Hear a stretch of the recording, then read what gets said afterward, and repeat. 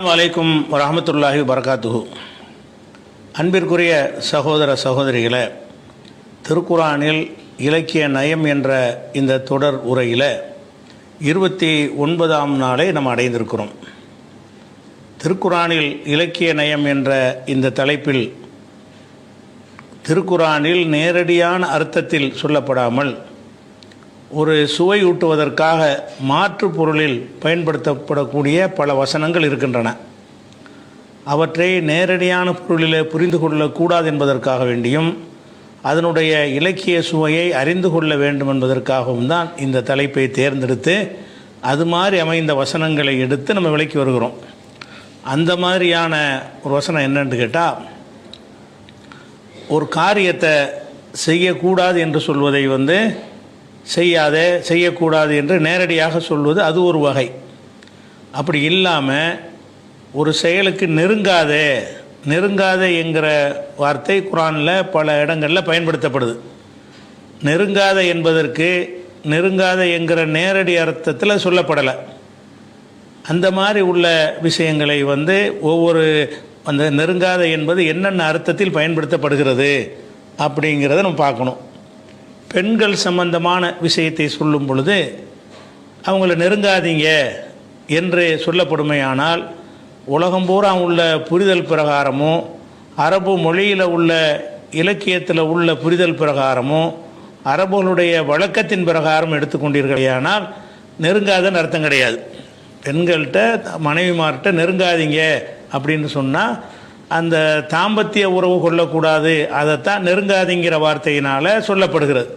அப்போ நெருங்காத என்பது பெண்களை குறித்து சொல்லப்படும் என்று சொன்னால் அதையெல்லாம் என்ன அர்த்தம் வரும்னு கேட்டால், நெருங்கிறதுங்கிற அர்த்தம் வராது.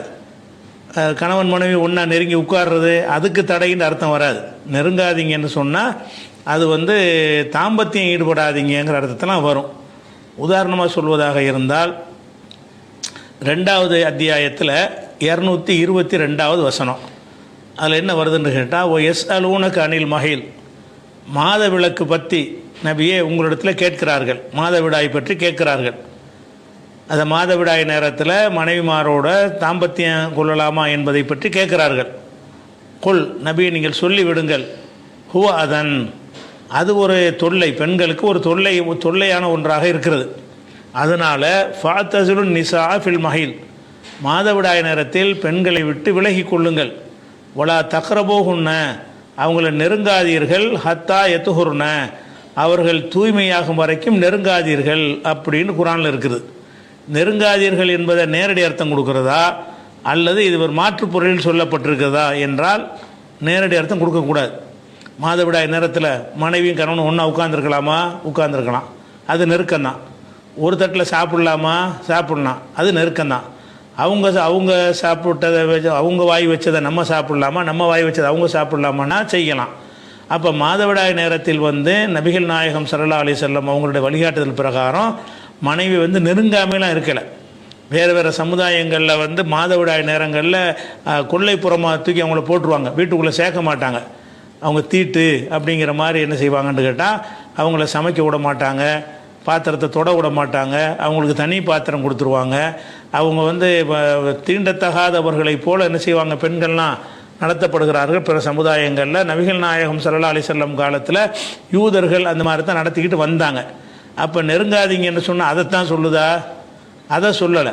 நெருங்காதீங்கன்னு சொன்னால் பெண்கள் விஷயமாக நீங்கள் நெருங்காதீங்கிற அர்த்தம் என்னன்னு கேட்டால், தாம்பத்தியம் கொள்ளாதீர்கள் அப்படிங்கிற அர்த்தத்துக்கு தான் வரும். அப்போ வலா தக்ரபூஹுன்ன, அந்த பெண்களை நீங்கள் நெருங்காதீர்கள்.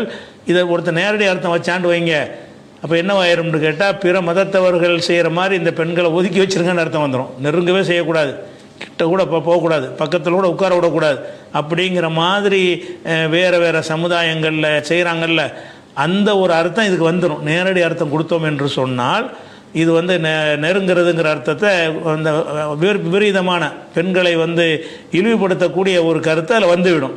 அப்போ என்ன அர்த்தம்னு கேட்டால், நீங்கள் மனைவிமாரோடு தாம்பத்தியம் குடும்ப வாழ்க்கை எல்லாரும் ஈடுபடக்கூடாது.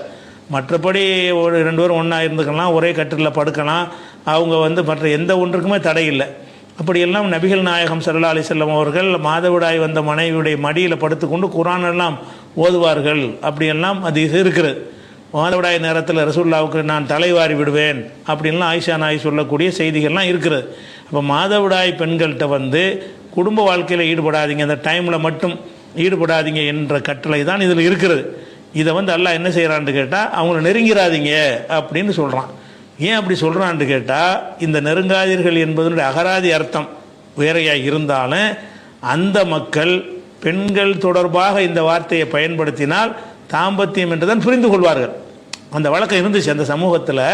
பெண்கள் பொம்பளை நெருங்கிறாத அப்படின்னா எதுக்கு சொல்லுவாங்கன்னு கேட்டால் தாம்பத்தியத்தில் ஈடுபடாத அதுக்கு உள்ள சொல்லாக இது இருந்தது. அப்போ எதை பற்றி நெருங்காது என்று பேசுகிறோமோ அதுக்கு தகுந்த மாதிரி அர்த்தம் மாறிக்கிறோம். நெருங்கிறது கிட்ட போகிறது அப்படிங்கிற அர்த்தம் அது கிடையாது. அப்போ இதுவும் இலக்கியம் தான். நேரடி அர்த்தம் கொடுக்கக்கூடாது. நேரடி அர்த்தம் கொடுத்தா அப்போ இஸ்லாத்தில் ஒரு பெண்ணடிமை பெண்களை இழிவுபடுத்துறதுங்கிற மாதிரி விமர்சனம் பண்ணுறாங்க இல்லையா, அந்த கருத்துக்கு அது வந்துடும். ஆனால் நெருங்காதீர்கள் என்பதை அதை கருத்தில் வச்சு அல்லாஹ் சொல்லலை. அது அல்லாஹ் என்ன செய்கிறான்னு கேட்டால் தாம்பத்தியம் மட்டும் நீங்கள் கொள்ளாதீங்க, மற்றபடி என்ன செய்யுங்க எல்லாம் செய்யுங்கன்ட்டாங்க. அப்போ ரசூல் ஸல்லல்லாஹு அலைஹி வஸல்லம் கூட சொன்னாங்க, இஸ்னவோ குல்ல ஷைஇன் இல்லை நிக்காஹ், அந்த மாதவிடாய் பெண்களோடு உங்களுக்கு குடும்ப வாழ்க்கையில் ஈடுபடுவதை தவிர மற்ற எல்லாத்தையும் நீங்கள் செய்து கொள்ளுங்கள் அப்படின்னு நபிகள் நாயகம் ஸல்லல்லாஹு அலைஹி வஸல்லமும் சொல்லிவிட்டார், விளக்கம் கொடுத்து விட்டார்கள். அந்த விளக்கத்தின் அடிப்படையிலையும் அன்றைய மக்கள்கிட்ட இந்த மாதிரி பெண்கள் தொடர்பாக நெருங்காதீர்கள் என்ற வார்த்தை வந்து இந்த தாம்பத்தியத்தை தான் சொல்வதுன்னு ஆக்கிட்டாங்க. அகராதியில் அர்த்தம் வந்து நெருங்கிறது தான், கிட்டேயே போவாதுங்கிற அர்த்தம் தான் அகராதி அர்த்தம். ஆனால் அந்த மக்களை என்ன செஞ்சிட்டாங்கன்னு கேட்டால் பெண்களோடு ஆண்களை தொடர்புபடுத்தக்கூடிய இடங்களில் அப்படி சொல்லப்படுமையானால் அவங்கள்ட்ட வந்து அந்நிய பெண்ணை நெருங்காத அப்படின்னா நெருங்கி பேசக்கூடாதா, அது அந்த அர்த்தம் இல்லை. நெருங்காதன்னா அந்த விபச்சாரம் பண்ணாத அந்த ஒரு அர்த்தத்துக்கு தான் அது வரும். அதே மாதிரி தான் இந்த வசனம் வந்து நெருங்குவதை பற்றி இது பேசவில்லை, தாம்பத்தியம் கொள்ளக்கூடாது என்பதை தான் பேசுகிறது. இதுவும் ஒரு இலக்கியம் தான், நேரடி அர்த்தம் நம்ம செஞ்சிடக்கூடாது. இதே மாதிரி வந்து உணவுப் பொருள் இருக்குன்னு வைங்க, உணவுப் பொருளுக்கு நெருங்காத அப்படின்னு சொன்னால் என்ன அர்த்தம்னா திங்காதுன்ற அர்த்தம் வரும். உணவுப் பொருளுக்கு அந்த சாப்பாட்டு பக்கம் நீ நெருங்காத அப்படின்னா போய் பக்கத்தில் உட்காரக்கூடாதுன்னு அர்த்தம். ஒரு குறிப்பிட்ட பொருளை வந்து பன்றியின் பக்கம் நெருங்காத அப்படின்னு சொன்னால் அது கிட்ட போகக்கூடாதுன்னு அர்த்தம் கிடையாது. நாய் பக்கம் நெருங்காதே அப்படின்னு அர்த்தம், அந்த அர்த்தம் கிடையாது. நெருங்காதேங்கிற வார்த்தை வந்து உண்பது சம்பந்தமான விஷயங்களுக்கு அதை சொல்லப்படுமையானால் அப்போ என்ன அர்த்தம் வைக்கணும்னு கேட்டால் உண்ணாதே திங்காதே அப்படிங்கிற அர்த்தம் தான் அது கொடுக்க வேண்டும். உதாரணமாக குர்ஆனில் வந்து ஆதம் அலைஹிஸ்ஸலாத்தை அல்லாஹ் படைக்கிறான்ல, படைச்சிட்டு அவருக்கு அந்த சொர்க்க சோலையில் வந்து எல்லா விதமான கனிவர்க்கங்களையும் ஏற்படுத்தி கொடுத்துட்டு நீங்கள் 2 பேரும் குலா மின்ஹா ரகதன் ஹைது சிவத்துமா, நீங்கள் விரும்பியவாறு 2 பேரும் தாராளமாக புசியுங்கள், வகை வகையாக கனிகள் இருக்கிறது, இதில் உள்ள கனிகளை எடுத்து நீங்கள் கண்டமேனிக்கு புசியுங்கள் அப்படின்னு சொல்லிவிட்டு ஒலா தக்ரபா ஹாதிஹி ஷஜரா, இந்த ஒரு மரத்தை மட்டும் நெருங்காதீர்கள் அப்படின்னு ஒரு மரத்தை காட்டி அல்லாஹ் வந்து என்ன செய்கிறான்னா 2 பேருக்கும் சொல்கிறான். ஆதம் ஹவ்வாவுக்கு சொல்கிறான், ஒலா தக்ரபா ஹாதிஹி ஷஜரா, இந்த ஒரு மரத்தை நெருங்கிறாதீங்க, நெருங்கினா இப்போ தக்குனா மினல் லாலிமீன், நீங்கள் அநியாயக்காரராக ஆயிடுவீங்க அப்படின்ட்டு 2:35 வசனத்திலையும் அல்லாஹ் சொல்லி காட்டுகிறான். அதே மாதிரி வந்து 7:19 வசனத்திலும் அல்லாஹ் சொல்லி காட்டுகிறான். இதே வாசகம் தான், ஒலா தக்ரபா ஹாதிஹி ஷஜரத்தை, இந்த மரத்தை நெருங்காதீங்க. இப்போ ஆதம் பாபா அவர்கள் வந்து அந்த மரத்தடியில் போய் உட்காந்து நிழலில் உட்காந்தாங்கன்னு வைங்க, அது தப்பா? அல்லது மரத்துக்கிட்ட நின்று பேசிக்கிட்டு இருந்தாங்கன்னு தப்பா? மரத்தை நெருங்காதீங்கன்னு இருக்குது, மரம் அங்கே இருக்குது, மரத்துக்கு பக்கத்தில் போயிட்டாங்கன்னு வைங்க, பக்கத்தில் போகிறது பலகாரத்துக்கு போவாங்கல்ல, அந்த மரத்தை சீர்படுத்துகிற கூட போவாங்க, அந்த மரத்தை பார்த்து ரசிக்கிறதுக்கு போவாங்க, அது மாதிரி பல காரணம் அந்த மரத்துடைய நிழலை அனுபவிப்பதற்கு போவாங்க. ஒரு மரத்தை நெருங்காதேன்னு சொல்வதாக இருந்தால் மரத்துக்கிட்ட போகாதங்கிற அர்த்தமா, அந்த மரத்தில் உண்ணக்கூடிய கனிகள் இருந்தால் உண்டு விடாத என்பது அர்த்தமா? ஏன்னு கேட்டால் உண்பதை சொல்லிவிட்டு இது வருது. எப்படி வருது? நீங்கள் இந்த தோட்டத்தில் உள்ள எல்லா கனிகளையும் சாப்பிடுங்கள், இந்த மரத்தை நெருங்காதீங்க, சாப்பிடுங்கள் என்று சொல்லிவிட்டு, சும்மா நெருங்காதீங்க என்று சொன்னால் நெருங்கவே கூடாது. சும்மா அந்த சாப்பிட்றத பற்றி பேசாமல் அந்த மரத்துக்கிட்ட போயிடாத, அந்த பாலத்துக்கிட்ட போயிடாத, இடிஞ்சு விழுந்துடும் அப்படின்ற மாதிரி சொல்கிறாங்கல்ல, சும்மா சொன்னாங்கன்னா நெருங்காதுன்னா நெருங்காது தான். ஆனால் இந்த நெருங்காதேங்கிறது எதன் தோரணையில் எதனுடைய தொடர்ச்சியில் வருகிறது என்றால் சாப்பிடுங்கள் என்று சொல்லிவிட்டு நெருங்காதேன்னு வருகிறது. எல்லா மரத்தையும் சாப்பிடுங்க, இந்த மரத்தை நெருங்காதீங்க. அப்போ இந்த நெருங்காதீங்கிற என்ன அர்த்தம்னு கேட்டால் அந்த 2 பேரும் அந்த மரத்தில் உள்ள கனியை புசிக்கிறது தான் தடையை தவிர பக்கத்தில் போய் நிற்கிறது தடை கிடையாது. அந்த இந்த இதுவும் நெருங்காதங்கிற வார்த்தை தான். இது உண்பது சம்பந்தமாக நெருங்காதன்னு வந்தால், உண்பது சம்பந்தமான எப்படி வரும்னா முன்னாடி உள்ள தோரணையில் விளங்குறது. அந்த 2 பேருக்கும் சொன்ன கட்டளையில் என்ன வருதுன்னு கேட்டால், இப்போ குலாவின் ஹைது சேத்துமா, நீங்கள் விரும்பியவாறு இந்த தோட்டத்தில் நீங்கள் சாப்பிட்டு கொள்ளுங்கள். இப்போ சாப்பிடுங்கன்னு சொல்லியாச்சு. சாப்பிடுங்கன்னு சொல்லிவிட்டு ஒரு மரத்தை சுட்டி காட்டி இதை மட்டும் நெருங்கிறாதீங்க என்று சொன்னால் எதுக்கு நெருங்கக்கூடாது? உண்ணக்கூடாதுன்னு அர்த்தம். நெருங்கக்கூடாதுன்னு அர்த்தம் கிடையாது. இது எல்லாருக்கும் விளங்கும். அப்போ இந்த மாதிரியான ஒரு அந்த பொதுவான புரிதல் ஒன்று இருக்குல்ல, சாப்பிட்றதை சொல்லிவிட்டு நெருங்காதன்னா சாப்பிடாதுன்னு அர்த்தம். விளங்குதா? குளிக்கிறத பற்றி சொல்லிட்டு இந்த இந்த இந்த எல்லா குளத்துலையும் குளிச்சிக்க, இந்த குளத்தை நெருங்காத அப்படின்னா என்ன அர்த்தம்? குளிக்காதுன்னு அர்த்தம். அதை என்ன ஒரு செயலை சொல்லிவிட்டு நெருங்காதன்னு சொல்கிறோமோ அந்த நெருங்காதங்கிறதுக்கு கிட்ட போகாதங்கிற அர்த்தம் வராது. ஒரு 10 கிணறு இருக்கிறது, இந்த 9 கிணத்துலையும் தண்ணி எடுத்துக்கொள்ளுங்கள், இந்த கிணத்துக்கு நெருங்காதீங்க அப்படின்னா என்ன அர்த்தம்? நெருங்காதீங்கன்னு அர்த்தம். இப்போ எட்டி பார்க்கக்கூடாதா? அது பக்கத்தில் நிற்கக்கூடாதா? உத்து பார்க்கக்கூடாதா? அது எதுக்காக நெருங்காதன்னு சொல்கிறான்? முதல்ல சொல்லிவிட்டான், இந்த கிணற்று தண்ணீரை பயன்படுத்தி கொள்ளுங்கள்னு சொல்லிட்டான் 9 கிணத்துலையும். இந்த ஒரு கிணத்தை நெருங்காதீங்க அப்படின்னு சொன்னால் அந்த ஒரு கிணத்து தண்ணீரை பயன்படுத்தாதீங்க. முதல்ல 9க்கு என்ன சொல்லப்பட்டுச்சோ அதை செய்யாதீங்க. அப்போ இது எதை பற்றி பேசுகிறோமோ அதுக்கு பிறகு ஒரு நெருங்காதீங்கன்னு வந்துச்சுன்னு சொன்னால் நெருங்குற அர்த்தம் வராது. அதில் என்ன சொல்லப்பட்டு இருந்துச்சோ அதுக்கு முந்தி அந்த காரியத்தை இந்த ஒரு விஷயத்துக்கு நீங்கள் செஞ்சிடாதீங்க. அப்போ நீங்கள் இந்த மரத்தை நெருங்காதீங்கிற வார்த்தைக்கு என்ன செய்யணும்? நம்ம நேரடி அர்த்தம் கொடுக்கலாம். எப்போ கொடுக்கலாம்? மரத்தை நெருங்காதீங்கிறதே கட்டளையாக இருந்தால், நெருங்கக்கூடாதுங்கிற கட்டளை தான் எடுக்கணும். இது மரத்தை நெருங்காதீங்க என்ற கட்டளைக்கு உரிய சொல்லு கிடையாது. ஏன் கிடையாதுன்னு கேட்டால், அது அந்த 2 வசனம் வருதுல, 2 வசனத்துலையும் முன்னாடி எப்படி சொல்லப்படுதுன்னு கேட்டால், இப்போ குலாமின் ஹைது சேத்துமா ரகதன், இந்த சொர்க்கத்தில் இந்த சொர்க்க சோலைகளில் நீங்கள் விரும்பியதையெல்லாம் தாராளமாக புசியுங்கள், இந்த மரத்தை நெருங்காதீங்க. அதை புசியுங்கள்னு சொல்லிட்டு நெருங்காதீங்கன்னு வறுமையானால் அது எந்த மொழியில் சொன்னாலும் சரி தான், அதில் அர்த்தம் என்னென்னு கேட்டால் நேரடி அர்த்தம் கிடையாது. நெருங்குவது குற்றம் கிடையாது. உங்களுக்கு இப்படி ஒரு கட்டளை இட்டாங்கன்னு சொன்னால் அது ஒரு உலகத்தில் என்ன செய்கிறாங்க? ஒரு கட்டளை இடுறாங்க. அப்போ என்ன இவனோடலாம் அவனோட சேராத, அவங்ககிட்ட போகாதன்னு சொல்லுவாங்க. அப்போ நட்பு கொள்றதை பற்றி பேசுகிறாங்க. இவங்கள்ட்ட எல்லாம் பழகிக்க, அவங்ககிட்ட நெருங்காதன்னா கிட்ட போகக்கூடாதுன்னு அர்த்தம், பழக்க வழக்கம் வச்சுக்கிறாதுன்னு அர்த்தமாகும். இப்படி தான் நம்ம எல்லாரையும் புரிஞ்சுக்கிறோம். அதனால நெருங்காதங்கிறது இப்படி நெருங்குறனா கிட்ட போகிறது தானே, இப்படி போகிறதுங்கிற அர்த்தம் தான் அதுக்கு அகராதியில் இருக்கிறது. ஆனால் நடைமுறையில் என்ன இருக்குன்னு கேட்டால், எதை தொடர்ந்து அதை சொல்கிறோமோ அதுக்கு தகுந்த மாதிரி அந்த நெருங்குறதுங்கிற அர்த்தம் மாறிக்கிட்டே வருது. அதாவது குளிக்கிறதை பற்றி பேசிட்டு இந்த குளத்துக்கு நெருங்கிறாத என்று சொன்னால் குளிச்சிடாத அப்படின்னு ஒரு அர்த்தமாகும். திங்கிறதை பற்றி பேசிட்டு இதெல்லாம் சாப்பிடு, இதை நெருங்காதன்னா சாப்பிடாதன்னு அர்த்தமாயிரும். என்ன புஸ்தகங்கள் அடுக்கி வச்சிருக்கு, இதெல்லாம் படிப்பா, இந்த புஸ்தகத்துக்கு நெருங்காதன்னு படிக்காதுன்னு அர்த்தம். அப்போ நெருங்காத என்பது சும்மா நெருங்காதன்னா நெருங்காதுன்னு அர்த்தம். ஒன்றும் சொல்லாமல் நெருங்கிறதுக்கு அது கிட்ட போகாதன்னா போகக்கூடாது, அதுக்கு உள்ள விஷயம். அதே நேரத்தில் அந்த புஸ்தகம் ஒரு விஷயத்தை சொல்லிவிட்டு பல புத்தகங்களை குறிப்பிட்டு அந்த புத்தகங்களெல்லாம் படி, இந்த புத்தகத்தை நீ நெருங்காத அப்படின்னு சொன்னால் அந்த புத்தகத்தை கையில் எடுத்து பார்க்கக்கூடாதுன்னு அர்த்தம்லாம் வராது.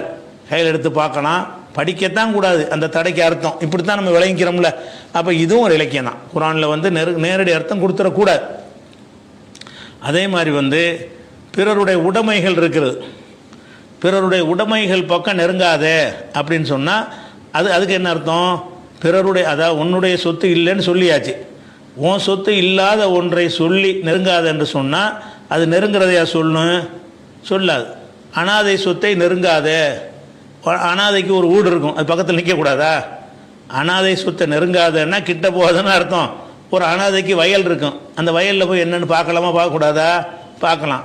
அனாதைக்கு ஒரு பங்களா கட்டி வச்சுருப்பான், அந்த பங்களாவுக்கிட்ட போய் நிற்கலாமா? உள்ளே கூட போகலாமான்னா போகலாம், எல்லாமே செய்யலாம். நெருங்கிறத பற்றி அர்த்தமே இல்லை.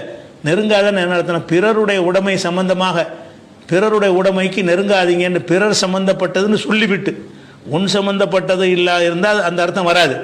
பிறர்க்குரியது என்று சொல்லிவிட்டு அதன் பக்கம் நெருங்காத என்று சொன்னால் அதுக்கு உரிமை கொண்டாடாத, அதை முறைகேடாக எடுக்காத, அந்த அர்த்தம் வருமே தவிர கிட்டையே போகக்கூடாதுன்னு அர்த்தம் வராது. அந்த அனாதை சொத்துக்களை நம்ம பராமரிக்கிறதா இருந்தால் கூட கிட்ட தானே போய் ஆகணும், கிட்ட போய் தானே அதை பராமரிக்கணும், கண்காணிக்கணும். அந்த வயலில் ஒரு அனாதைக்கு சொந்தமான ஒரு வயல் இருக்கிறது, கிட்ட போகாதன்னா அதை பாலடைஞ்சு போகிற மாதிரி விட்டுடலாமா? அதை நம்ம தான் கிட்ட போகணும், களை எடுக்க சொல்லணும், தண்ணி பாய்ச்சணும், நாற்று நடணும், அதுக்கு எல்லாமே செய்கிற வேலை நம்ம தானே கிட்ட தானே போகணும்.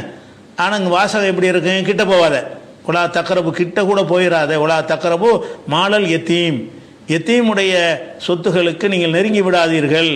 அந்த நெருங்கி விடாது என்ன அர்த்தம்னு கேட்டால் நெருங்கக்கூடாதுன்னு அர்த்தம் கிடையாது.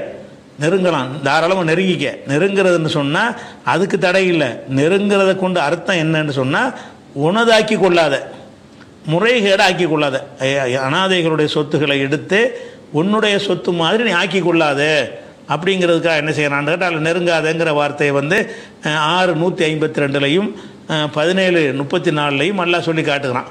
அதே மாதிரி ஒரு தீமையான காரியத்தை சொல்லிவிட்டு அந்த தீமையான காரியம்ன்றது நல்ல தெரிஞ்ச ஒரு விஷயத்தை நெருங்காதன்னா அது செய்யாதுன்னு அர்த்தமாயிரும். திருட்டு பக்கம் நெருங்காதன்னா திருடாதுன்னு அர்த்தம். திருட்டு பக்கம் நெருங்காதன்னா திருடாத.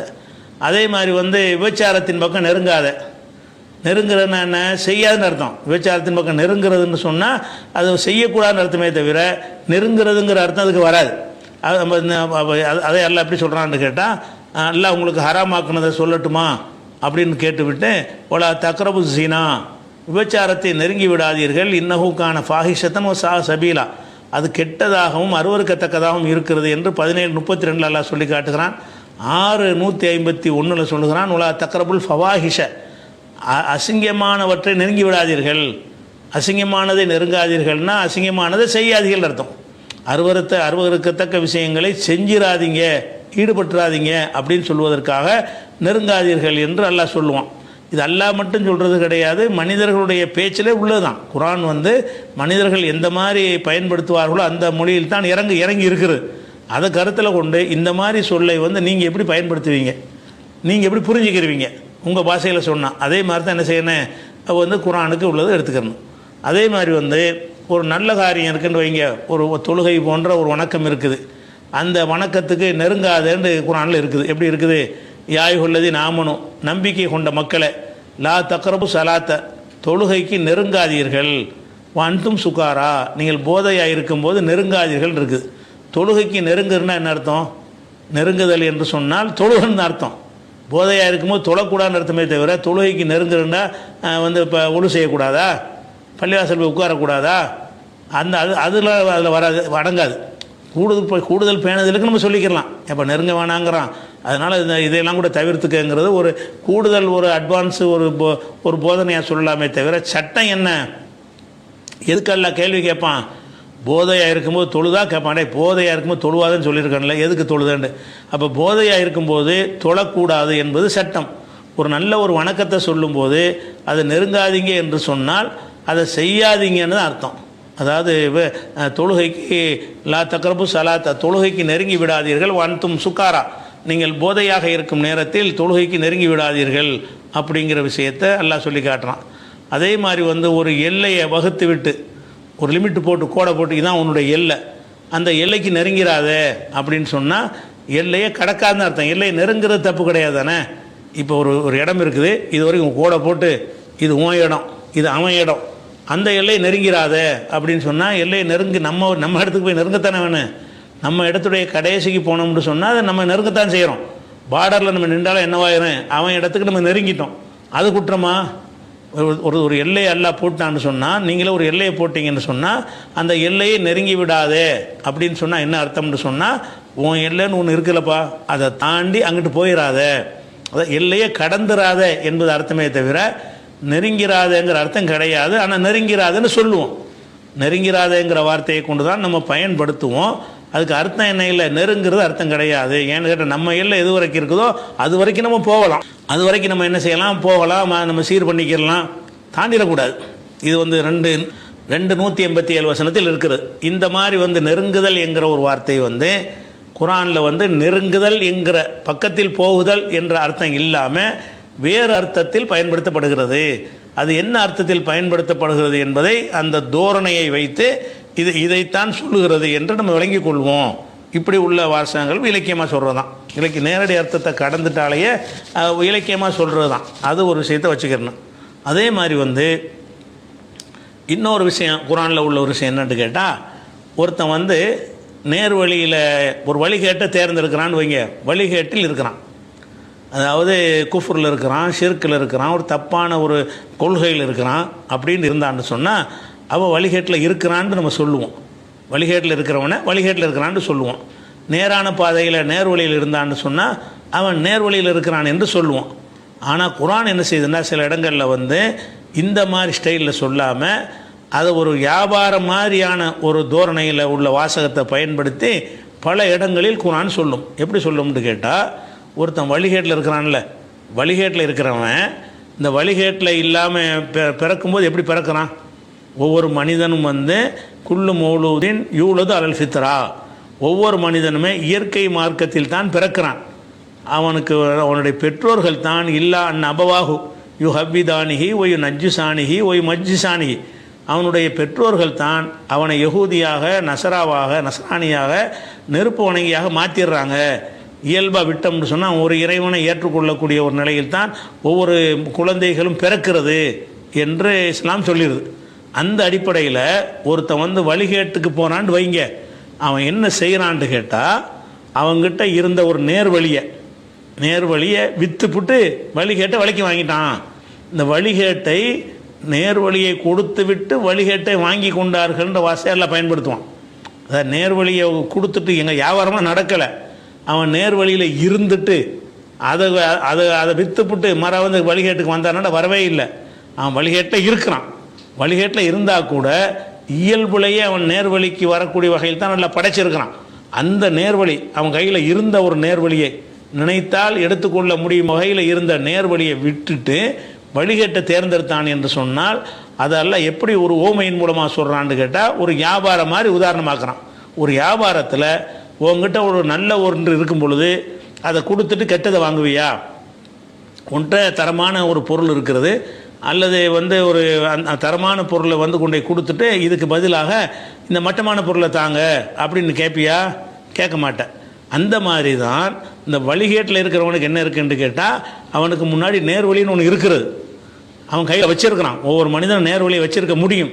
அந்த நேர்வழியை வந்து எடுத்துக்கொள்ளாமல் இதற்கு நீ வச்சுக்கிறங்க வேணாம், நான் இதை எடுத்துக்கிறேன் அப்படின்ட்டு செய்கிற மாதிரி உதாரணம் காட்டு, ஒரு ஓமை செல்லு. அவன் நேர்வழியை வித்துட்டுலாம் வழிகேட்டுக்கு போகலை, வழிகேட்டிலே தான் இருந்துக்கிட்டு இருக்கிறான். வழிகேட்டில் இருந்தால் கூட அவன் இயல்புலேயே அவனுக்கு நேர்வழி தான் மனிதனுக்கு கொடுக்கப்பட்டு இருக்கிறது. எந்த ஒரு மனிதனுக்கும் இவர்கள் கற்பனை செய்திருக்கிற இந்த தெய்வங்கள்லாம் அவனுக்கு தெரியாது. ஏதோ ஒரு சூப்பர் பவர் இருக்கிற ஒரு கடவுளுங்கிறது மட்டும்தான் அவனை காட்டில் கொண்டு விட்டிங்கன்னா அவனுக்கு விளங்குமே தவிர மற்றதெல்லாம் இடையில் திணிக்கப்பட்டதாக தான் இருக்கும். அதனால் இந்த நேர்வழிக்கு வராமல் வழிகேட்டில் ஒருத்தர் இருப்பாரையானால், ஏன்டா நேர்வழி என்று ஒன்று வச்சுக்கிட்டு அதை விற்றுப்புட்டு அதுக்கு பதிலாக எதுக்கூட வழிகேட்டை விலைக்கு வாங்குறீங்க அப்படின்னு நல்லா சொல்லி காட்டுறான். யாரெல்லாம் வழிகேட்டில் இருக்கிறார்களோ அந்த வழிகேடை வந்து அவர்கள் தான் விலைக்கு வாங்குகிறாங்க. எதை கொண்டு விலைக்கு வாங்குகிறாங்க? அவங்கள்ட்ட இருக்க வேண்டிய நேர்வழியை, அவங்களுக்கு உடமையாக இருந்த நேர்வழி அனைவருக்கும் சொந்தமானது, அனைவருக்கும் உடமையாக இருக்கிற அந்த நேர்வழியை இது எனக்கு வேணாம்னு இதை எடுத்துக்கிட்டு அதை தாங்கன்னு வாங்குற மாதிரி ஒரு வியாபாரத்தில். அதாவது ஒருத்தன் வந்து ஒரு கடையில் போய் அவன்கிட்ட இருக்கிற நல்ல காசை கொடுத்து விட்டு செல்லாத காசை கேட்டான்னு வைங்க, இவன் யார்? ஏன்டா நல்ல காசை கொடுத்துட்டு இவனா செல்லா காசை வாங்குவானா? அழுகாத பழத்தை கொடுத்து விட்டு அழுகிய பழத்தை வாங்கிட்டு வருவானோ? பழக்கடைக்கு போகிறான், அழுகி போன பழத்தை கொடுத்து விட்டு அழுகாத பழத்தை கொடுத்து விட்டு அந்த அழுகின பழத்தை தாங்க அப்படின்னு ஒருத்தன் செய்வானா? செஞ்சால் அது லாஸ்ட் தானே, மடத்தனம் தானே, செய்யக்கூடாது தானே. அந்த மாதிரி தான் யாரெல்லாம் வழிகேட்டில் இருக்கிறார்களோ அவர்கள் வந்து அவருடைய வேலை என்னன்னு கேட்டால், அவங்க தப்பான ஒரு வியாபாரம் பண்ணுறாங்க. மறுமைக்கு உள்ள வியாபாரம். என்ன தப்பான வியாபாரம் பண்ணுறாங்க? நேர்வழிங்கிறதை கொண்டு போய் எனக்கு நேர்வழி இருந்தாருன்னு கொடுத்தாச்சு, அவன்கிட்ட ஒப்படைச்சாச்சு. நேர்வழி அனைவருக்கும் சொந்தமானது, எல்லாருக்குமே உடைமை. நேர்வழி என்பது எனக்கும் சொந்தம், உங்களுக்கும் சொந்தம். அப்போ நம்ம சொந்தமாக நம்ம வச்சுருக்குறோம். அதை தூக்கி எரிஞ்சு விட்டு நீ வழிகேட்டை தேர்ந்தெடுத்தேன்னு சொன்னால், நீ வந்து நல்லதை வித்துருத்தானடா நீ வந்து அதை எடுத்திருக்கிறேன்றது அல்ல என்ன செய்கிறான்? இவர்கள் தங்களிடம் இருந்த நேர்வழியை கொடுத்து விட்டு வழிகேட்டை விலைக்கு வாங்கிட்டார்கள் அப்படின்னு ஒரு இந்த எதுக்கு என்ன சொல்கிறான்னு கேட்டால், ஒரு வியாபாரத்தில் உள்ளதை சொல்லி புரிய வைக்கும்போது லேசாக புரியும். வியாபாரத்தில் சொல்லி நீ எப்படி செய்வியா? அழுகி போன சொத்த கத்திரிக்காயை கொடுத்துட்டு நல்ல கத்திரிக்காயை கொடுத்துட்டு சொத்த கத்திரிக்காய் நீ வாங்குவியா அப்படின்னு சொல்லி கேட்டோம்னு, தரமான ஒரு பொருளை கொடுத்து விட்டு மட்டமானதை நீ வாங்குவியா அப்படின்னு சொல்லும்போது, ஆமாம் வாங்கக்கூடாதுல்ல, அப்படி தானே செஞ்சுக்கிட்டு இருக்கிற. ஒரு சரியான பாதை நேர்வழின்னு ஒன்று இருக்கிறது. திருடாத, கொலை செய்யாத, பாவம் செய்யாத, ஒரு இறைவனை தவிர யாரையும் வணங்காத, யாருக்கு அநியாயம் பண்ணாத, கொள்ளையடிக்காத, கொலை செய்யாத அப்படின்ற இதெல்லாம் நேர்வழி. இதை விட்டுட்டு நம்ம எடுத்திருக்கிற வழி சரியாக இல்லையே, நம்ம ஒரு தப்பான வழியில் எடுத்திருக்கிறோம். இந்த உதாரணத்தின்படி பார்த்தா நம்ம போகிற போக்கு சரியில்லைன்னு நல்லா விளங்குமா இல்லையா? நல்லா விளங்க வைக்கிறதுக்கெல்லாம் என்ன செய்கிறான்னு கேட்டால், உலாய்க்க அவர்கள் அல்லதீன இஷ்தரவுல் லலாலத்தை ஃபில் ஹுதா, நேர்வழியை கொடுத்து விட்டு வழிகேட்ட விலைக்கு வாங்கிட்டார்கள். இஷ்தரண்டா விலை கொடுத்து வாங்குறது. இஷ்தரவுல் லலாலத்தை பில் ஹுதா, நேர்வழியை கொடுத்து வழிகேட்டை விலைக்கு வாங்கி கொண்டார்கள். ஃபமா ரபிஹத் திஜாரத்துஹும், அவங்களுடைய வியாபாரம் லாபம் தரவில்லை. இது லாபமான வியாபாரம் இல்லை. லாபமான வியாபாரம் என்னன்னு கேட்டால் மட்டமானதை கொடுத்துட்டு உயர்வானதை வாங்கினா தான் லாபமான வியாபாரம். உயர்வானதை கொடுத்து விட்டு அதோட கம்மியானதை நீ வாங்கினீங்கன்னா நஷ்டம். அப்போ வழிகேடுங்கிறத ஒன்றை கொடுத்து விட்டு நீ ஒன்றை நேர்வழியை கொடுத்துட்டு எதை வாங்குற, வழிகேட்டை வாங்குறதுனால அந்த வியாபாரம் லாபம் தராது. அப்போ வியாபாரத்தில் லாபத்தான் நீ நாடுற. உனக்கு லாபம் தரணுங்கிற அடிப்படையில் தானே இப்போ எந்த வியாபாரம் பண்ணுறீங்க. எந்த வியாபாரம் பண்ணாலும் 10 ரூபாய்க்கு வாங்கின பொருளை 8 ரூபாய்க்கு விற்க மாட்டீங்கள, 11 ரூபாய்க்கு தானே விற்ப. அப்போ வியாபாரத்தில் நோக்கம் என்னன்னு கேட்டால் லாபம் அடையணும். வியாபாரத்தை கொண்டு இதுக்கு முந்தி இருந்ததை விட ஒரு மடங்கு நமக்கு ஏதாவது லாபம் கிடைக்கணும், அதிகமாக கிடைக்கணும், தரமாக கிடைக்கணும். அதுக்கு தானே வியாபாரம் பண்ணுறீங்க. அப்போ அதில் இருக்கிற ஒரு வியாபாரத்தில் இருக்கக்கூடிய ஒரு அக்கறை மார்க்கத்தில் இருக்குதா? எவன் என்ன சொன்னாலும் ஒரு பொருளை ஒரு புடவையை வாங்க போனால் கூட அது என்ன செய்யணும், பிரித்து பார்த்து அதை பார்த்து இதை பார்த்து ஓட்ட இருக்கா அது இருக்கா அது இருக்கான்னு அவ்வளோ பிரித்து பார்த்து 2 மணி நேரம் செலவழித்து ஒரு பொருளை தேர்வு செய்யணும். அப்போ அந்த உலகத்து பொருளை வாங்கும்போது மட்டும் எவ்வளவு கவனமாக நீங்கள் செய்கிறீங்க. ஒரு காய்கறி கடைக்கு போனீங்கன்னா எந்த காய்கறி குவிச்சு போட்டிருந்தாலும் அள்ளிக்கிட்டு வர மாட்டீங்க. ஒன்றையாக எடுத்து பார்த்து எதில் நல்ல நசுங்காமல் இருக்குது, கனிஞ்சி போகாமல் இருக்குது, அழுகி போகாமல் இருக்குது, பூச்சி விழாமல் இருக்குன்னா பார்த்து பொறுக்கி எடுக்கிறீங்களா இல்லையா? அப்போ உலகத்து விஷயத்தில் லாபம் தரக்கூடியதை நல்லா தேர்ந்தெடுக்கிறீங்க. ஆனால் கொள்கை விஷயத்தில் என்ன செய்கிறீங்கன்னா எவன் சொன்னாலும் சரிங்கிறீங்க, எதை சொன்னாலும் சரிங்கிறீங்க, அதை பரிசீலிக்க மாட்டேங்கிறீங்க. இது லாபம் தருமா? இந்த வியாபாரம் மறுமைக்கு வெற்றி, மறுமையில் சொர்க்கத்துக்கு போகக்கூடிய ஒரு வியாபாரம். சொர்க்கத்துக்கு போகிறதுக்குரிய வியாபாரத்தை செய்யும் பொழுது நீங்கள் மட்டமானதை எவன் என்ன சொன்னாலும் செல்லாத காசு தந்தாலும் வாங்கிக்கிறேங்கிறீங்க. அப்படியெல்லாம் இருக்கிறது. அதை சுட்டி காட்டுறதுக்கு தான் எல்லாம் என்ன செய்கிறான்னு கேட்டால், அந்த வியாபாரத்தில் ஒரு உதாரணம் காட்டினா மக்களுக்கு பளிச்சுன்னு புரியும். வியாபாரம் லாபம் தானே வரணும், நம்ம பண்ணுற வியாபாரத்தில் லாபம் இல்லையே, மறுமையில் லாபம் தராதுன்னு நினச்சான்னு சொன்னால் திருந்துவான், கொஞ்சம் புரிவான். அப்படிங்கிறதுக்காக எல்லாம் என்ன செய்கிறான்னு கேட்டால் 2:16 வசனத்தில் உலாய் கல்லதி நஷ்தரவுல் லலாலத்தை பில் ஹுதா, வழிகேட்டை நேர்வழியை கொடுத்து விலைக்கு வாங்கி கொண்டார்கள். நேர்வழியை கொடுத்துவிட்டு வழிகேட்டை விலைக்கு வாங்கிட்டாங்க. ஃபமா ரபிஹத் திஜாரத்தும், அவங்களோட வியாபாரம் லாபம் தராது. இது லாபமான வியாபாரமா? லாபமானதுன்னா மட்டமானதை கொடுத்துட்டு உயர்வானதை வாங்கினது தான் லாபம். கொஞ்சத்தை கொடுத்துட்டு அதிகமாக வாங்கினா தான் லாபம். அதிகத்தை கொடுத்துட்டு கொஞ்சமாக வாங்கினா நஷ்டம் உள்ளது. 100 ரூபாய் கொடுத்துட்டு 90 ரூபா வாங்கினா நஷ்டம் தானே அது. 90 ரூபாய் கொடுத்து 100 ரூபா வாங்க லாபம். அது லாபம் என்பது தான் வியாபாரத்தினுடைய பிரதானமான நோக்கம். நீ செய்யக்கூடிய என்னன்னு கேட்டால், உங்ககிட்ட அந்த வழிகேட்டுக்கு போகாமல் இருந்தேன்னு சொன்னாலும் நேர்வழி தன்னால் வந்துடும். இன்னும் சொல்ல போனால் நேர்வழிக்குன்னு தனியாக ஒரு இதெல்லாம் கிடையாது. நீ வழிகேட்டு விலைக்கிட்டாலும் நேர்வழி வந்துடு தன்னால். தனியாக வாங்க நேர்வழி உன்ட்ட இருக்கத்தான் செய்கிறது. எல்லா மனுஷங்கையிலும் நேர்வழி இருக்கிறது. இந்த வழிகேடுங்கிறத அவன் கழிச்சிட்டான்னு சொன்னால் அடுத்தபடியாக அவன் நேர்வழி தான் அவன்கிட்ட மிச்சமாக இருக்கும், அவன்கிட்ட மிஞ்சிரும். அவன் இருக்கிற நேர்வழியை கொடுத்துட்டு தான் வழிகேட்டை வாங்குறாங்கிற மாதிரி ஒரு சூப்பரான ஒரு ஓமை அடிப்படையில் எல்லாம் சொல்லி காட்டுறான். அதே மாதிரி 44 வசனத்திலையும் இதே மாதிரியான கருத்தை வேறு வார்த்தையில் சொல்கிறான். அலம் தர இலல்லதீன ஊத்து நசீபம் மினல் கிதாபி, வேதம் என்ற பாக்கியம் வழங்கப்பட்டிருக்கிறார்களே அன்றைய இருந்த வேதக்காரர்கள், அவர்களை பார்க்கவில்லையா? எஸ்தரூனல் லலாலா, அவங்க வழிகேட்ட விலைக்கு வாங்குறாங்க. வேதம்ங்கிற ஒரு நல்ல ஒரு விஷயத்தை நம்ம கொடுத்துருக்குறோம், அதை வேணாலும் தூக்கி போட்டுவிட்டு வழிகேட்ட விலைக்கு வாங்குறாங்க. எஸ்தரூனல் லலாலா, லலாலத்தை வழிகேட்டை விலைக்கு வாங்குறாங்க. வழிகட்டு விட்டார்கள்னு சொன்னால் நேரடி அர்த்தம்.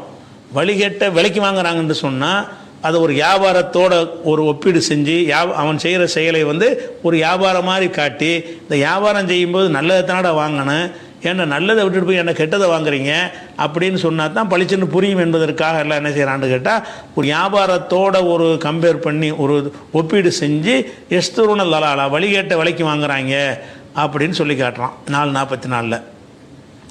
இன்னும் சில விஷயத்தை என்ன செய்கிறான்னு கேட்டால், மனிதன் இந்த படைக்கப்பட்டது மறுமைக்கு தான் படைக்கப்பட்டிருக்கிறான். பேசிக்கான ஒரு அடிப்படை என்னன்னு கேட்டால், இஸ்லாமிய அடிப்படை எல்லா நபிமார்களும் சொன்ன அடிப்படை, மனித குலத்தை அல்லாஹ் படைத்த முதல் மனுஷனில் இருந்து சொன்ன ஒரு அடிப்படை என்னன்னு கேட்டால், நீங்கள் உங்களை நான் படைத்து இந்த பூமிக்கு அனுப்பி இருக்கிறது, நீங்கள் ஆகிரத்தில் ஜெயிக்கணும். இன்னொரு உலகம் இருக்குது, அதில் ஜெயிக்கிறதுக்காக இங்கே நான் உங்களை அனுப்பியிருக்கிறேன். நான் சொல்கிறபடி இங்கே நடந்தால் அங்கே உங்களுக்கு சிறப்பான பரிசுகள் இருக்கும் என்று அல்லாஹ் என்ன செய்யறான், நம்மளை படைச்சிருக்கிறான். நம்முடைய இலக்கு நோக்கம் எல்லாம் என்னவா இருக்கணும், ஆகிரத்தாக இருக்கணும். ஆனாலும் ஆகிரத்துனா என்னது, அதில் உள்ள எந்த இன்பத்துக்கும் குறைவு கிடையாது. நினைச்சதெல்லாம் கிடைக்கக்கூடிய ஒரு பாக்கியம். நமக்கு முதுமை வராது, சாவு வராது. ஒரு குறிப்பிட்ட காலக்கெடு வரைக்கும் தான் அந்த இன்பம்ங்கிறது கிடையாது, என்றென்றும் இருப்போம். அது மாதிரி மலைஜலம் கழித்தல் போன்ற இந்த உலகத்தில் பலவீனமாக கருதப்படக்கூடிய அந்த விஷயம், அசிங்கமாக கருதப்படக்கூடிய விஷயங்கள்லாம் கூட அங்கே இருக்காது. அப்படியான ஒரு பாக்கியமிக்க ஒரு ஆகிரத்து வாழ்க்கை உங்களுக்கு வாக்களிச்சிருக்கிறான் அல்ல. அந்த வாக்களிச்சிருக்கும் பொழுது இங்கே உள்ளவன் என்ன செய்கிறான்னு கேட்டால், இல்லை நான் இங்கே நல்லா சொகுசாக இருக்கணும், திருடினாலும் நான் இங்கே நல்லா இருக்கணும், கலப்படம் செஞ்சாலும் நான் இங்கே சம்பாதிச்சு நல்லா இருப்பேன், என்னென்ன மோசடி பண்ணாலும் நான் இங்கே செழிப்பாக இருப்பேன் அப்படின்னு சொல்லி இந்த உலகத்தில் நான் நல்லா இருக்கணுங்கிறது மட்டுமே அவன் நோக்கமாக இருக்குது. அப்படி இருந்தால் அவன் என்ன செய்கிறான்னு கேட்டால், ஆகிரத்தை விற்றுப்புட்டு துனியா வாங்கினான்னு நல்லா சொல்கிறான். இதுக்கு என்ன உதாரணம் காட்டுறான்ல, ஆகிரத்தை கையில் வச்சுருக்கிறான். கையில் வச்சுக்கிறல, எல்லாருக்கும் பொது ஆகிரத்துங்கிறது, யார் வேணாலும் அதை அடைஞ்சிடலாம், யார் வேணாலும் எடுத்துக்கொள்ளலான்னு இலவசமாக கொடுக்கப்பட்டிருக்கிறது ஆகிரத்துங்கிறது. அந்த ஆகிரத்தத்துக்கு எரிஞ்சிட்டு அது பணம் போய்ட்டு இது எனக்கு வேணும், அது என்னென்னு போய் கேடு கட்டால் எனக்கு என்ன, ஆகிரத்துடைய நிலைமை எந்த கேடு கட்டாலும் எனக்கு பரவாயில்லை, எனக்கு இங்கே உள்ளதான் வேணும்னு நினச்சான்னு சொன்னால், இவனுக்கு எல்லாம் சொல்லக்கூடிய வாசகம் என்னன்னு கேட்டால், இவர்கள் ஆகிரத்தை விற்றுட்டு துன்யா வாங்குறாங்க அப்படின்னு சொல்கிறான். எப்படி உலாய்க்க அவர்கள் அல்லது நஷ்தரவுல் ஹயாத்த துன்யா, இந்த அற்பமான இந்த துன்யாவை விலைக்கு வாங்கி கொண்டார்கள், பில் ஆகிரத்தி ஆகிரத்துக்கு பகரமாக, மறுமைக்கு பகரமாக இம்மையை விலைக்கு வாங்கினார்கள். இம்மையை தேர்ந்தெடுத்து கொண்டார்கள், இம்மையில் ஆசைப்படுறார்கள்னு சொன்னால் நேரடி அர்த்தமாயிரும். அப்படி சொல்லாமல் ஒரு வியாபாரியுடைய தன்மையில் அவங்கள நிப்பாட்டி நீ ஒரு வியாபாரின்னு வச்சுக்கடா, வியாபாரியாக இருந்தால் ஆகிரத்துன்னு ஒன்று இருக்குது, துன்யான்னு ஒன்று இருக்குது, எது பெட்ரு, நீ எதை செய்யணும், ஆகிரத்தானே தேர்ந்தெடுக்கணும். ஆகிரத்தை தேர்ந்தெடுக்கிறதுக்கு பாதகமான விஷயம் துன்யாவில் வந்தோம்னா அவை தவிர்த்தணுமா இல்லையா? இதை செஞ்சால் ஆகிரத்து கிடைக்காதுன்னா நீ என்ன செய்யணும், இதை செய்யக்கூடாது. அப்போ ஒவ்வொரு மனுஷனுக்கு எல்லாம் என்ன செய்கிறான்னா, ஆகிரத்து துன்யாங்கிற ரெண்டு ஆப்ஷனை முன்னாடி வச்சு ஆகிரத்துங்கிற நீ கையில் வச்சுக்கன்னு கொடுத்துவிட்டான். இவன் என்ன செய்கிறான்டா, இந்த ஆகிரத்துக்கு போகிறதுக்குரிய வழியெல்லாம் அடைக்கிற மாதிரி ஒவ்வொரு விஷயத்துலையும் துன்யா தான் எனக்கு வேணும், நான் சுகமாக இருக்கணும், நான் பெரிய பில்டிங் கட்டணும், நான் 10 கார் வாங்கணும், அது எவன் பொருளை கொள்ளடிச்சாவது நான் வாங்கணும், எவனை ஏமாற்றியாவது வாங்கணும் அப்படின்னு நினச்சின்னு சொன்னால், நீ இதை துன்யாவை நீ ஆகிரத்தை கொடுத்துட்டு வாங்கணுன்னு சொன்னால் பெரிய லாஸ் உனக்கு. ஆகிரத்தில் நஷ்டமடைவாய், ஆகிரத்தில் நிரந்தரமான உலகத்தில் நஷ்டப்படுற காரியத்தை செய்யலாமாடான்னு இப்படி விளங்க வைக்கிறதுக்காக எல்லாம் என்ன செய்கிறான்னு கேட்டால், உலாய்க்கு அவர்கள் அல்லது நஷ்டரவுல் ஹயாத்த துன்யா, துன்யாவுடைய வாழ்க்கையை விலைக்கு இஷ்டரவுன்னா விலைக்கு வாங்கி கொண்டார்கள். எதுக்கு விலைக்கு வாங்கி கொண்டார்கள்னா, பில் ஆகிரா ஆகிரத்துக்கு பகரமாக ஆகிரத்தை விற்றுவிட்டு துன்யாவை விலைக்கு வாங்குறாங்க. இந்த துன்யாவை நீ வாங்காமல் இருந்தேன்னு சொன்னால் அது துன்யாவை அனுபவிக்கூடாதுன்னு அர்த்தம் கிடையாது. துன்யாவில் எந்த காரியத்தை செஞ்சால் ஆகிரத்து கிடைக்காதோ, ஆகிரத்தில் கேள்வி இருக்குது, அதை செய்யக்கூடாது. அதுக்கான துன்யாவில் சோறு திங்கிற துன்யா வாங்கிட்டான்னு சொல்லக்கூடாது. ஆகிரத்தை விட்டுட்டு செய்யலை, ஆகிரத்தை வச்சுக்கிட்டே என்ன செய்யலாம், துன்யாவை பயன்படுத்தலாம். ஆகிரத்தையும் விட்டு விடாமல் துன்யாவையும் பயன்படுத்த முடியுமானா முடியும். எப்படி பயன்படுத்த முடியும்? நீங்கள் ஒழுங்கான ஹலாலான வியாபாரம் பண்ணுற, இந்த வியாபாரம் பண்ணதுனால நீ ஆகிரத்தை வித்துட்டா பண்ணுற, ஆகிரத்தையும் வைத்து கொண்டிருக்கிறாய். துன்யாவை ரப்பனா ஆத்தினா ஃபித் துன்யா ஹசனா, துன்யாவிலையும் எனக்கு நல்லதை கொடுப்பாயாக, ஃபில் ஆகிரத்தி ஹசனா, ஆகிரத்துலையும் நல்லதை கொடுப்பாயாக நல்லா துவா செய்ய சொல்கிறனா இல்லையா? துன்யாவில் நல்லபடியாக வாழ்கிறது தப்பா? நல்லபடியான விஷயத்தை நீ 1000 பில்டிங்கை கூட கட்டு, ஆனால் அது ஹலாலான முறையில் கட்டினாயானால் நீ ஆகிரத்தை விற்காமல் கட்டினாயின்னு அர்த்தம். அந்த பில்டிங்கை கட்டுவதற்காக வேண்டி அடுத்தவன் சொத்தை அபகரிக்கிறது, ஊழல் பண்ணுறது, முறைகேடு செய்வது, களவாண்டு வைக்கிறது, அப்படி செஞ்சாயானால் நீ ஆகிரத்தை விற்றுவிட்டு துன்யாவை தேர்ந்தெடுக்கிற. அப்போ ஆகிரத்துக்கு துன்யாவை தேர்ந்தெடுப்பதே தப்பு கிடையாது. துன்யாவும் நமக்கு தேவை தான், துன்யாவில் தான் நம்ம வாழ்கிறோம், தேவைக்காகத்தான் நமக்காகத்தான் எல்லாம் படைச்சேன்னு எல்லாம் சொல்லி காட்டுறான். ஹலக்கலக்கும் மாஃபில்லாவது ஜமியா, இந்த பூமியில் உள்ள எல்லாத்தையும் உங்களுக்காகத்தான் நான் படைச்சிருக்கிறேன் அப்படின்னு நல்லா சொல்கிறதன் மூலமாக துன்யாவும் நமக்கு உள்ளது தான். இந்த உலகத்தில் உள்ள எல்லாத்தையும் நம்ம அனுபவிக்கலாம். எப்போ அனுபவிக்கலாம்? எதை அனுபவித்தால் ஆகிரத்துக்கு பாதிப்பு வராதோ அப்போ என்ன செய்யணும், அதை துன்யாவை அனுபவிச்சுக்கலாம். ஆனால் துன்யாவை அனுபவிக்கிறதுக்காக வேண்டி எந்தெந்த முறையில் நீ அதை அனுபவித்தால் அங்கே கேள்வி வருமோ, அங்கே உள்ள பாக்கியத்தை நீ இழக்க வேண்டி வருமோ, அதை எவன் செய்கிறானோ அவன் தான் விற்கிறவன். அதனால் துன்யாவே யூஸ் பண்ணக்கூடாதுன்ற மாதிரி விளங்கிடக்கூடாது. துன்யாவை யூஸ் பண்ணத்தான் அல்ல நமக்கு தந்துருக்கிறான். துன்யாவை யூஸ் பண்ணலாம், என்னால் எல்லாத்தையும் அனுபவிச்சுக்கலாம். அது என்ன அளவுகோல் இருக்கணும்னு கேட்டால் அல்லாஹ் அனுமதித்த வழியில் அது இருக்க வேண்டும். அனுமதித்த வழியில் இருக்குமேயானால் அது உனக்கு ஆகிரத்தை விற்கிறதில் வராது. அனுமதிக்காத வகையில் நீ செஞ்சாயானால் நீ ஆகிரத்தை அப்போ விற்றுப்பிட்ட. அங்கே போய் கேட்கல, எனக்கு சொர்க்கம்னு கேட்கல, அதை விற்றுப்பிட்டியடா, துன்யாவில் வாழும்போது விற்றுப்பிட்டிய அப்படின்னு நல்லா கேட்பான். ஏன் நான் உனக்கு எச்சரிச்சனில் வியாபாரத்தை உதாரணம் காட்டி எச்சரிச்சனா இல்லையா அப்படின்னு நல்லா கேட்பான். அதனால் என்ன செய்கிறான்னு கேட்டால் உலாய்க்கு அவர்கள் இந்த கெட்டவங்களை பற்றி சொல்லும்போது சொல்கிறான், அல்லது நஷ்தவுல் ஹயாத்த துன்யா பில் ஆஹிரா, ஆகிரத்தை கொண்டு ஆகிரத்துக்கு பகரமாக துன்யாவை வாங்கினார்கள்னு 286 சொல்லி காட்டுறான். அதே மாதிரி பொல் யுகாத்தில் போர் செய்யுங்கள், ஃபி சபீலில்லாஹி அல்லாவின் பாதையில் போர் செய்யுங்கள். யார்கிட்ட போர் செய்யுங்கள், அல்லதீன யஷ்ரூனல் ஹயாத்த துன்யா பில் ஆஹிரா, ஆகிரத்தை விற்றுவிட்டு துன்யாவை வாங்கி கொண்டார்களே அவங்களோட போர் செய்யுங்கள். கெட்டவங்கள்ட்ட ஆகிரத்தை விற்று விட்டு துன்யாவை வாங்கி கொண்டார்களே அவங்களோட போர் செய்யுங்கள்னு அல்லாஹ் என்ன செய்யறான்னு கேட்டால் 4:74 வசனத்தில் சொல்கிறான். அங்கேயும் ஒரு வியாபாரமாகத்தான் சொல்லி காட்டுகிறான். அப்போ துன்யாவா ஆகிரத்தா அப்படின்னு வரும் பொழுது நீங்கள் அப்படி வராத இடத்துல துன்யாவை தேர்ந்தெடுக்கலாம். துன்யாவா ஆகிரத்தான்ற கேள்வி வராத இடங்கள்லாம் என்ன செய்யலாம், என்ன வேண்டாலும் நம்ம அனுபவிச்சுட்டு போகலாம். அது துன்யாவா ஆகிரத்தான்னு எந்த இடத்துல கொஸ்டின் வருதோ ஆகிரத்தை பிடிச்சிக்கணும், துன்யா விட்டுறணும். அப்படிங்கிறது தான் ஒரு பேசிக்கான விஷயம். அது இதுக்கு தான் அல்ல, இதுக்கு என்ன அல்ல யூஸ் பண்ணுறான்னு கேட்டால், நீ ஒரு துன்யாவில் ரொம்ப மூழ்கிறாதீங்கப்பா, தடை செஞ்சதை செய்யாதீங்கன்னா இது நேரடியான கட்டளை அப்படியும் குர்ஆனில் இருக்குது. நேரடியாகவும் என்னென்ன செய்யலாம் என்னென்ன செய்யக்கூடாது என்று தெளிவான வார்த்தைகளை கொண்ட கட்டளையும் இருக்கிறது. அதை ஒரு இலக்கியத்தோடு சொல்லலாமே என்பதற்காக வேண்டி ஒரு வியாபாரத்தோடு கம்பேர் பண்ணி சொல்லக்கூடியது இது மட்டும்தான் இல்லை குர்ஆனில். துன்யாவில் எந்த அளவுக்கு நம்ம இருக்கணும் என்பதை விளக்குவதற்கு நிறைய நேரடியான கட்டளைகள் இருக்குது. அதுக்கு நேரடி அர்த்தமே கொடுக்கலாம். ஆனால் நேரடி அர்த்தம் கொடுக்காமல் ஒரு இலக்கியமாக சொல்லும்போது என்ன செய்யணும்னா கொஞ்சம் ஒரு கவர்ச்சிகரமாகவும் உள்ளத்தை ஈர்க்கக்கூடியதாகவும் இருக்கும் என்ற காரணத்தினால் அதை சொல்லி காட்டுறான். அதே மாதிரி ஈமான் குஃபுரு 2 இருக்கிறது. ஈமான்கிறது என்னன்னு கேட்டால் அந்த நம்ப வேண்டிய விஷயங்களை நம்புறது, அல்லாஹ்வை நம்புறது, வானவர்கள் நம்புறது, இன்னும் எதையெல்லாம் அல்லாஹ் நம்பணும்னு சொல்கிறானோ அது எல்லாத்தையும் நம்புறதுக்கு பேர் ஈமான். குஃபுருண்டா என்னன்னு கேட்டால் அதெல்லாம் மறுக்கிறதுக்கு பேர் குஃபுரு. அதெல்லாம் கிடையாது, அல்லாஹ் கிடையாது, மர்ம கிடையாது, மலக்கு கிடையாது, சொர்க்கம் கிடையாது, நரகம் கிடையாது, திரும்ப எழுப்புதல் கிடையாது அப்படின்னு சொல்லி எல்லாத்தையும் மறுக்கிறான்ல, அதுக்கு பேர் குஃபுரு. இப்போ ஒரு மனுஷன் ஈமான்கிறதுல தான் இயல்பாக படைக்கப்பட்டிருக்கிறான். ஏன்னா குள்ளு மௌலூதின் யூலது அல் ஃபித்ரான் அந்த ஹதீஸ் சொன்னோம்ல, எந்த குழந்தையாக இருந்தாலும் இயற்கை மார்க்கத்தில் தான் பிறக்கிறதுங்கிற வகையில் எல்லா மனுஷன்ட்டையுமே ஈமான்கிறது இருக்குது. இடையில தான் இது நுழையிறது. இந்த கல்லை கடவுளாக்குனா என்ன, மண்ணை கடவுளாக்குனா என்ன, கழுதையை கடவுளாக்குனா என்ன, பெரியார் கடவுளாக்குனா என்ன, மகான்களை கடவுளாக்குனா என்னங்கிறதெல்லாம் இடையில போய் நுழையும் போது இது விலைக்கு வாங்குறான். எப்போ அதை வாங்குறானோ வாங்கின உடனே அதை விற்று போடுறான். இதை விற்றுறான், ஈமானை விற்றுறான். இப்போ நீ குஃபரை ரெண்டும் சேர்ந்து இருக்காது. குஃபரை நீ எப்போ வாங்குறியோ வாங்கின உடனே உங்கள்கிட்ட அந்த ஈமான் போயிடுச்சு, நீ விற்பனை செஞ்சுட்ட. அப்போ ஈமான்கிறத தேர்ந்தெடுக்கிற ஒரு வாய்ப்பு உனக்கு தந்திருக்கும் பொழுது, அதுதான் ஒன்று சிறந்ததாக இருக்கும் பொழுது நீ என்ன செய்கிறீங்கன்னு கேட்டால் குஃபரை தேர்ந்தெடுத்துக்கிறீங்க. ஏன்டா குஃபரா போயிட்டீங்கன்னு கேட்டால் நேரடி வார்த்தை, காஃபிர் ஆயிராதீங்க, நன்றி கேட்டவன ஆயிராதீங்கன்னு சொன்னால் நேரடியான பொருளில் சொன்னதாக எடுத்துக்கொள்ளலாம். அப்படி தான் எடுத்துக்கொள்ள வேண்டும். ஆனால் அல்ல அப்படி சொல்லாமல் என்ன செய்கிறான்னு கேட்டால், ஏன்டா போட்டு ஈமானை விற்றுட்டு ஏன்டா குஃபரை வாங்குறீங்க, ஈமான்கிறத கையில் வச்சுக்கிட்டு இருக்கிறீங்க, அதை வேணான்னு சொல்லி விற்றுப்பிட்டு இதை குஃபரை வாங்குறீங்க, நல்லது கையில் வச்சுக்கிட்டு. ஏன்னா அவ்வளோ ஈஸியாக எடுக்கிறதுக்கு தகுந்த மாதிரி அந்த ஈமான் இருக்குது.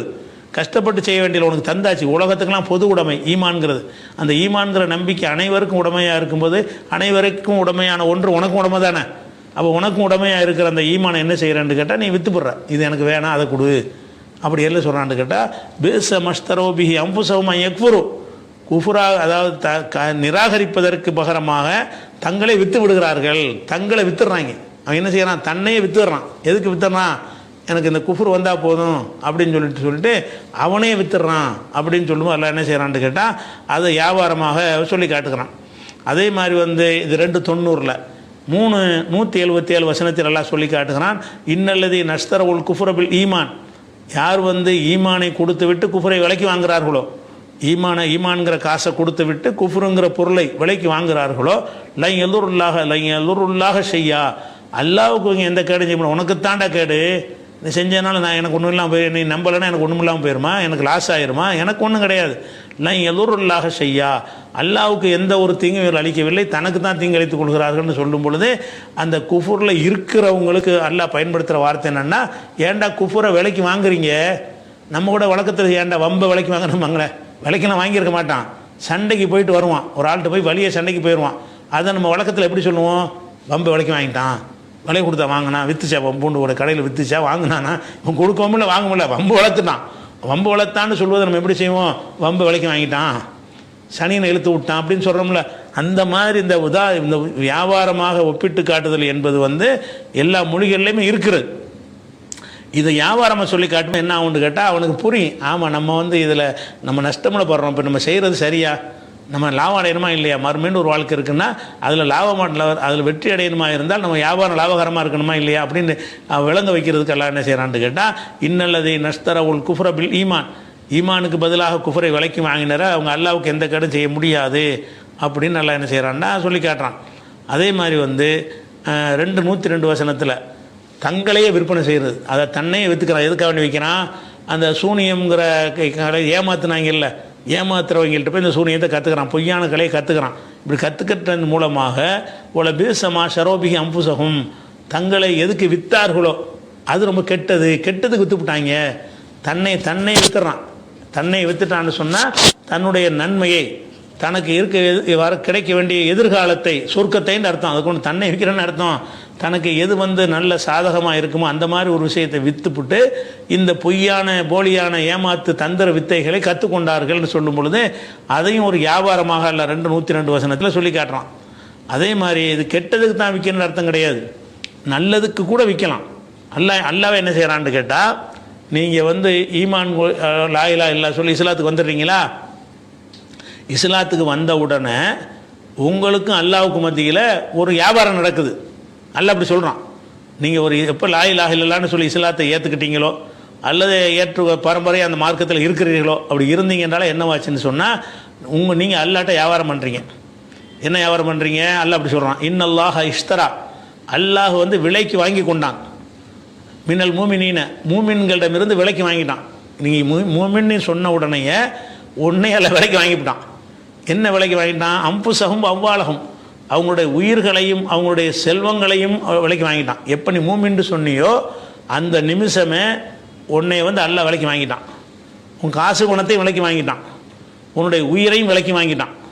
விலைக்கு வாங்கிட்டான்னா அவன் என்ன தருவதாக சொல்லி விலைக்கு வாங்கிட்டான், அன்னலகுமுல் ஜன்னா, அவங்களுக்கு சொர்க்கத்தை தருவேன் என்று சொல்லி விலைக்கு வாங்கி கொண்டான். நீ ஈமான் கொண்டீல, இந்த சொர்க்கம் நீ உன்னை விலைக்கு வாங்கிட்ட என்ன இருக்குன்னு, எப்போ சொர்க்கத்தை பேரம் பேசி உனக்கு அல்லாஹ் உன்னை வாங்கி கொண்டானோ அதுக்கு பேர் தான் ஈமான்கிறத. நீ எப்போ அஷ்ஹது அல்லா இலாஹ இல்லல்லாஹ்னு சொன்னியோ அந்த நிமிஷமே நீ என்ன செய்கிறேன்னு கேட்டால், யா அல்லாஹ் நான் உன்கிட்ட என்னை வித்துடுறேன், எனக்கு சொர்க்கத்தை கொடுத்துட்றேன்னு சொல்லிட்டேன். அப்போ சொர்க்கங்கிறதை தருவதாக சொல்லி அல்லாஹ் மனுஷனோட ஒரு வியாபாரம் பண்ணுறான். அல்லாஹ் ஒரு வியாபாரி மாதிரி ஆக்கி என்ன செய்கிறான், தன்னையே ஒரு வியாபாரி மாதிரி புரிய வைப்பதற்காக வேண்டி தானே ஒரு வியாபாரம் பண்ணுற மாதிரி ஒரு கற்பனைகளை உண்டாக்கி என்ன செய்யறான், இந்த சொர்க்கத்தை வச்சுக்க, நீ உன்னை என்கிட்ட தந்துரு, உன்னுடைய காசு பணம் உசுரெல்லாம் என்கிட்ட கூட. அப்படின்னா என்ன அர்த்தம்னா, நான் விரும்பினபடி நீ செய்யணும், உன் உயிர் தான் உன் பொருள் தான், அதை எப்படி நீ செயல்படுத்தணும்னு சொன்னால், நான் வாங்கிட்டேன்ல, வாங்கிட்டு உன்ட்ட தந்து வச்சுருக்கிறேன். அப்போ நீ என்ன செய்யணும்னு கேட்டால், நம்ம அல்லாட்ட விற்றுவிட்டோம். இப்போ நமக்கு முடிவெடுக்க அந்த அதிகாரம் இல்லை. அவன் என்ன மாதிரி செய்ய சொன்னானோ அதை செய்வோம். அவன் மோசடி செய்யாதன்னா மோசடி செய்யக்கூடாது, நல்ல காரியத்துக்கு செலவு செய்யணும், நல்ல காரியத்துக்கு செலவு செய்யணும், இப்படின்னு எதெல்லாம் அல்லாஹ் உன்னை செய்ய சொல்கிறானோ அதெல்லாம் உனக்கு ஏற்கனவே பேரம் பேசி வித்தாச்சு, உன்னையே விற்றுவிட்டா. நீ எதுக்கு வித்துட்ட, அல்லாஹ் சொர்க்கத்துக்காக வேண்டி என்னை நான் விற்றுட்டேன் அப்படின்னு சொல்லிட்டீல. அப்போ நீ உனக்கு சொந்தம் கிடையாது, நீ உனக்கு சொந்தம் கிடையாது, நீ அல்லாஹ்வுக்கு தான் சொந்தம். ஒவ்வொரு மனுஷனும் ஒவ்வொரு மூமினுமே அவன் யாருக்கு உடைமையாயிடுறான், அவனாக ஒத்துக்கொண்டு அல்லாஹ்வுக்கு தன்னை உடைமையாக்கி கொண்டான். அல்லாஹ்வுக்கு உடைமையாக்கின பிறகு ஒரு அடிமை எப்படி நடக்கணும், அல்லாஹ் விருப்பப்படி தான் நடக்கணும். அல்லாஹ் என்னெல்லாம் உன்ட்ட விரும்புகிறானோ அவனுக்கு என்ன, அவன் நம்ம விற்றுவிட்டோம், ஏற்கனவே விற்றுவிட்டோம், நமக்கு ஒன்றும் கிடையாது, சொர்க்கத்தை அல்லாஹ் ஏற்கனவே தந்துட்டான், தரதா சொல்லிட்டான். அதனால நமக்கு இந்த காசு நம்ம காசு கிடையாது, வழங்குதா, நம்ம அல்லாட்ட கொடுத்துட்டோம். அதே நேரத்தில் நம்மளை வந்து நல்ல காரியத்துக்கு செலவு செய்கிற ஒரு பவரையும் தந்திருக்கிறான். ஒரு வேலைக்காரனுக்கு நம்ம போய் நல்லபடியாக தர்மம் செய்யடான்னு கொடுக்குற மாதிரி பவரை தந்துட்டான். அப்படின்னு நினைத்து தான் உங்கள் உயிர் விஷயத்திலையும் உங்களுடைய உடைமைகள் விஷயத்திலையும் நடக்கணும். அப்போ இதுக்கு இது சொல்கிறான்னு கேட்டால், இதில் வந்து ஒரு மனுஷன் வந்து ஏன் காசு, ஏன் பணம், என்னுடைய வீடு, என்னுடைய பங்களான்னு சொல்லி தானே அநியாயம் பண்ணுறான். அது உடைஞ்சால் மட்டும்தான் நீ வந்து சரியான முஸ்லீமாக இருக்க முடியும். உன்னுடையது தான். உன்னுடையதுன்னு சொன்னால் உனக்கு அல்லாஹ் தந்தது வழங்க, நீ அல்லாட்ட விற்றது அல்ல தான் உனக்கு தந்தான். அது கூட நமக்கு அவனே தந்து விட்டு அவனே வாங்கவும் செய்கிறான் பாருங்க. அது கொடுத்தது அல்ல தான் கொடுத்தான். எல்லாத்தையும் கொடுத்தா கூட என்ன செய்கிறான்னு கேட்டால் உரிமையை ஒத்துக்கிறான்ல, நான் தான் கொடுத்தேன், இருந்தாலும் நீ தான் சொந்தக்காரன் ஆகிட்டேன். இப்போ என்ன செய்கிறேன், உன்ட்ட நான் விலைக்கு வாங்குறேன். உனக்கு தந்த உயிர்களை நான் விலைக்கு வாங்கிட்டேன், உனக்கு தந்த உடைமைகளை நான் விலைக்கு வாங்கிட்டேன். அப்போ உன்னுடைய உடைமைகளை நான் விலைக்கு வாங்கிட்டேன்னு சொன்னால் உனக்கு அந்த ரைட்டு கிடையாது. அப்போ நான் சொல்கிறபடி எல்லாம் செய். அந்த காசு பணத்தை செலவழிக்கிற எல்லாத்தையுமே நம்ம வாட்டுக்கு நல்லா சொன்னபடி செஞ்சுட்டே இருப்போம். நம்ம ஏற்கனவே விற்றுவிட்டோம், நம்ம விற்றதுனால அக்ரிமெண்ட் பண்ணி நம்ம என்ன செய்வோம், நடந்துருவோம், சொர்க்கம் கிடைச்சிடும். அப்போ இன்னல்லாஹ இஷ்தரா மினல் மூமினீன, மூமின்களிடமிருந்து அல்லாஹ் வந்து விலைக்கு வாங்கி கொண்டான். அன்புசகும் அம்பாலகும், அவங்களுடைய உயிர்களையும் அவங்களுடைய செல்வங்களையும் விலைக்கு வாங்கி கொண்டான். பி அன்னலகுமுல் ஜன்னா, அவர்களுக்கு வந்து சொர்க்கம் இருக்கிறது என்று நினைஞ்சிட்டான், விலைக்கு வாங்கி கொண்டான். அதே மாதிரி இப்படி ஆரம்பிக்கிறான்னா அதே வசனத்தில் 9:111 இது ஆரம்பிக்குது. அதனுடைய இறுதி பகுதியில் எப்படி கொண்டு வர்றான்னு கேட்டால், ஃபமன் அவுஃபா பி அஹதிஹி மினல்லா, யார் அல்லாஹ்விடத்தில் செஞ்ச அந்த உடன்படிக்கை நிறைவேற்றுகிறானோ, வித்துட்டேங்கிறன்ல, வித்துட்டீங்கள என்கிட்ட வித்துட்டீங்கள, அதை ஒத்துக்கொண்டு எப்படி நடந்தாயோ, ஃபஸ்தப்ஷிரு பி பையிக்கும் இல்லதி பாயத்தும் பிஹி, நீங்கள் செய்து கொண்ட அந்த வியாபாரத்துக்கு நற்செய்தி பெற்றுக்கொள்ளுங்கள். நீ ஒரு வியாபாரம் பண்ணுறாடா, என்கிட்ட ஒரு வியாபாரம் பண்ணுன அப்படின்னு என்ன செய்வான்னு கேட்டால் மறுமையில் சொல்லுவானா, டே ஒரு வியாபாரம் பண்ணுமா, ஞாபகம் இருக்கா, நீ உன்னை வித்துட்டீல, நான் சொர்க்க தந்துட்டேன்ல, அந்த வியாபாரத்தில் நீ சந்தோஷம் அடைந்து கொள். ஃபஸ்தப்ஷிரு பி பையிக்கும், உங்களுடைய வியாபாரத்தில் மகிழ்ச்சி அடைந்து கொள்ளுங்கள் என்று அப்போ எல்லாம் சொல்லுவான். டே வியாபாரம் பண்ணமா, நான் சொர்க்கம் தரேன்னு சொன்னேன்னா, அதன்படி உன்னை நான் விலைக்கு வாங்கிட்டேன்னா, அதன்படி நடந்தியா, இந்தா இப்போ சந்தோஷப்படுறான்னு நல்லா சொல்லுவேங்கிறான். அப்போ நம்முடைய நல்லது கெட்டதை தேர்ந்தெடுக்கிற ஒரு விஷயத்தை வந்து அதை வியாபாரம் மாதிரி எல்லாம் என்ன செய்கிறான்னா ஒரு சித்தரித்து காட்டுக்கிறான். அதே மாதிரி வந்து சில பேர் என்ன செய்வாங்கன்னு கேட்டால், அல்லாஹ்வுடைய திருப்தி கிடைக்கும் என்று சொன்னால் தங்களுக்கு அதனால் எவ்வளவு பெரிய சிரமம் கஷ்டம் நஷ்டம் வந்தாலும் அதை பார்க்காம அந்த திருப்திக்காக என்ன செய்வாங்கன்னா திருப்தி தர்ற காரியத்தை செஞ்சிருவார்கள். இப்போ உதாரணம் வரதட்சணை வாங்குறான்னு வாங்கி, அந்த வரதட்சணை வாங்குறதுங்கிறது ஒரு சந்தோஷமாக தானே இருக்கேன். 1 லட்ச ரூபா 5 லட்ச ரூபா 10 லட்ச ரூபா காரு பங்களா வந்து சும்மா வருதுன்னு சொன்னால் சாதாரண விஷயமா, அதை ஒருத்தன் தேர்ந்தெடுக்கிறான். ஆனால் ஒருத்தன் என்ன செய்ய, அல்லாஹ்வுடைய திருப்தியை நான்னு சொன்னால் இது எனக்கு வேணாம் அப்படின்னு சொன்னான்னா அவன் அந்த தனக்கு வர்ற கஷ்டத்தை வந்து சுமந்துக்கிறான். இது எனக்கு, நான் அல்லாஹ்வுடைய திருப்தி அடைவதற்கு இது தேவையில்லை அப்படின்னு நினைச்சானே. ஆனால் அவனுக்கு என்ன செய்கிறான், அவன் ஒரு வியாபாரம் தான் பண்ணுறான். அவன் என்ன செய்கிறான்னு கேட்டால் நல்லதுக்கு தன்னை விற்கிறான், தன்னை நல்ல காரியம் செய்வதற்காக வேண்டி தன்னை விற்கிறான். அப்போ ஒமினன் நாசி மையஸ்ரீ நப்சஹு இபுத்திகா மர்லாத்தில்லா, அல்லாஹ்வுடைய திருப்தியை நாடி தங்களையே விற்பனை செய்யக்கூடிய மக்களும் மனிதர்கள் இருக்கிறார்கள். தங்களே விற்றுருவாங்க அல்லாஹ்வுக்காக வேண்டி, உயிர் தியாகம்லாம் பண்ணுறாங்கல்ல, அல்லாஹ்வுக்காக தான் நான் இருக்கிறேன், அந்த தீமை எதிர்ப்பதற்காக வேண்டி என்னை அடிப்பான அடிச்சுட்டு போடா, என்னை கொண்டு வந்தால் கொண்டுட்டு போடா, என்ன வேணாலும் செஞ்சுட்டு போடா, நான் வந்து அல்லாஹ்வுடைய திருப்திக்காக இது செய்கிறேன். அப்படி தானே அன்றைக்கி உள்ள சஹாபாக்கள் ஒவ்வொருத்தரும் தியாகம் பண்ணாங்க, உயிர் தியாகம் இதுக்கு பண்ணாங்க. தெரிஞ்சுக்கிட்டு தானே போனாங்க. சின்ன கூட்டமாக இருந்தால் கூட பெரிய கூட்டத்தை ஏற்று நின்றாங்க. மக்காவுலன்னு சொத்து பத்தையெல்லாம் விட்டு விரட்டி விட்டுருவான்னு தெரிஞ்சால் கூட எதுக்கு அந்த சின்ன நம்பராக இருக்கும்போது அந்த மார்க்கத்தை ஏற்றுக்கிட்டாங்க. எல்லாம் தங்களை விற்றவர்கள் தான், தங்களை விற்றுட்டாங்க. நாங்கள் வேண்டியதே இல்லை, நாங்கள் எங்களை விற்றுறோம். எங்களுக்கு வேண்டியது என்ன, அல்லாஹ்வின் திருப்திங்கிறது நாங்கள் கொள்முதல் பண்ண ஒரு பொருள். அந்த பொருளை கொள்முதல் பண்ணுவதாக இருந்தால் எங்களை நாங்கள் விற்றுருவோம். அதை எங்களை விற்றா தான் அந்த அந்த அல்லாஹ்வுடைய திருப்தி கிடைக்கும் என்று சொன்னால் அதுக்கு நாங்கள் தயார். அப்படி இருப்பவர்களும் மனிதர்களில் இருக்கிறார்கள்னு அந்த மாதிரி மக்களை வந்து அல்லாஹ் போற்றி புகழுகிறான். 2வது சூறாவில் 207வது வசனத்தில் இதுவும் ஒரு வியாபாரமாக சொல்லி காட்டுறான்.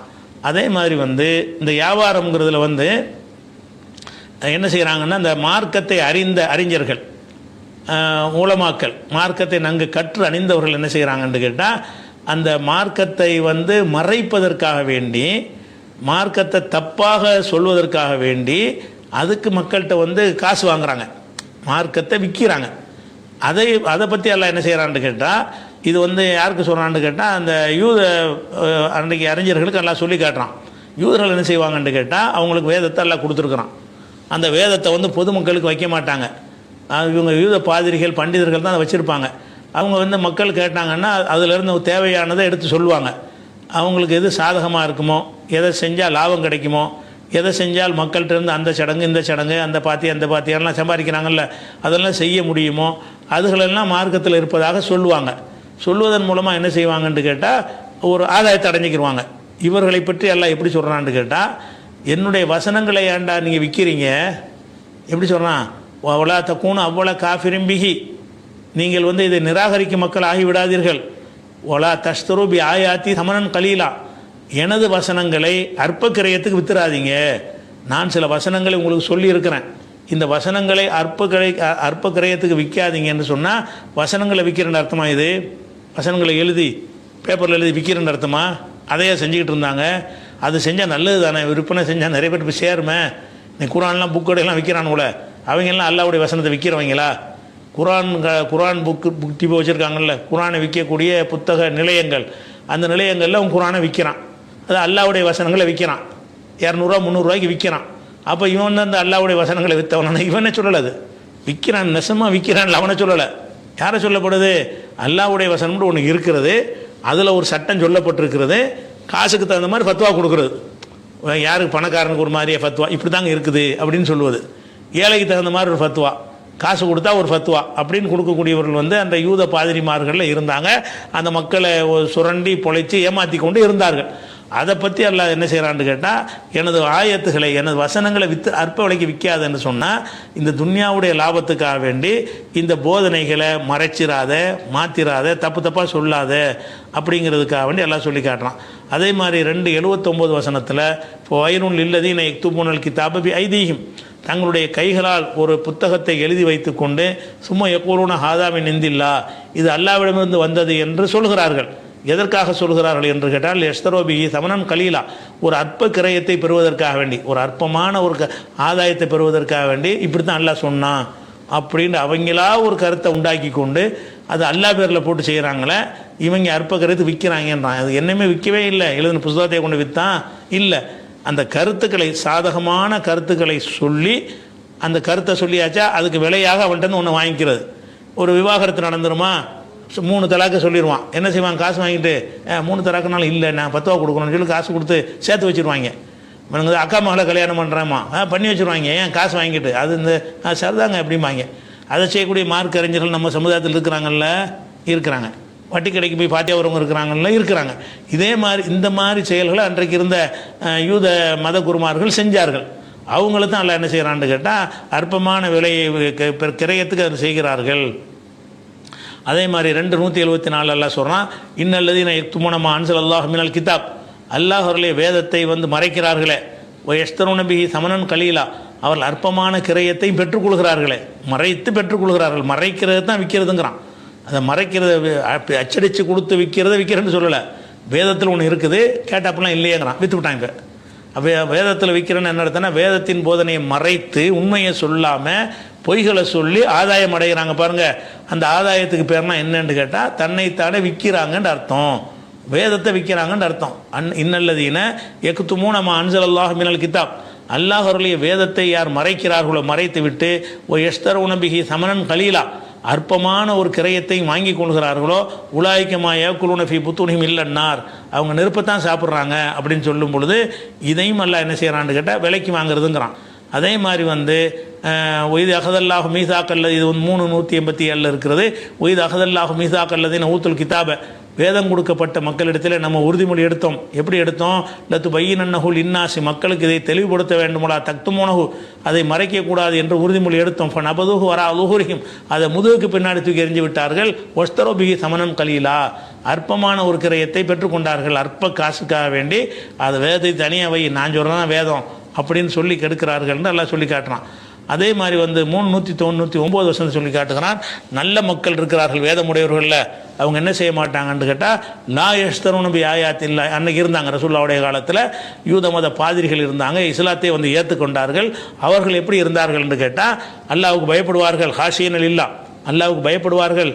லா யஷ்தரூன பி ஆயாத்தில்லாஹி சமணன் கலீலா, அல்லாஹ்வுடைய வசனங்களுக்கு அற்ப கிரயத்துக்கு வித்தர மாட்டாங்க, உள்ளபடி போட்டு உடைச்சிருவாங்க அப்படின்னு அது மாதிரி எல்லாம் பாராட்டி சொல்கிறான். இந்த மாதிரி அதை விலைக்கு வாங்குறது என்பதனுடைய அர்த்தம் இதுதான். அதே மாதிரி ஒலா தக்ஷவுன்னாச வக்ஷவுனி, நீங்கள் வந்து மனிதர்களுக்கு பயப்படாதீங்க, எனக்கு பயப்படுங்க. வலா தஷ்தருபி ஆயாத்தி சமணம் கலீலா, எனது ஆயத்துகளை வசனங்களை அற்பமான விலைக்கு வித்துறாதீங்கன்னா மறைச்சிடாதீங்க, மாற்றி சொல்லாதீங்கன்ற அர்த்தம் 5:44 வசனத்தில் இருக்கிறது.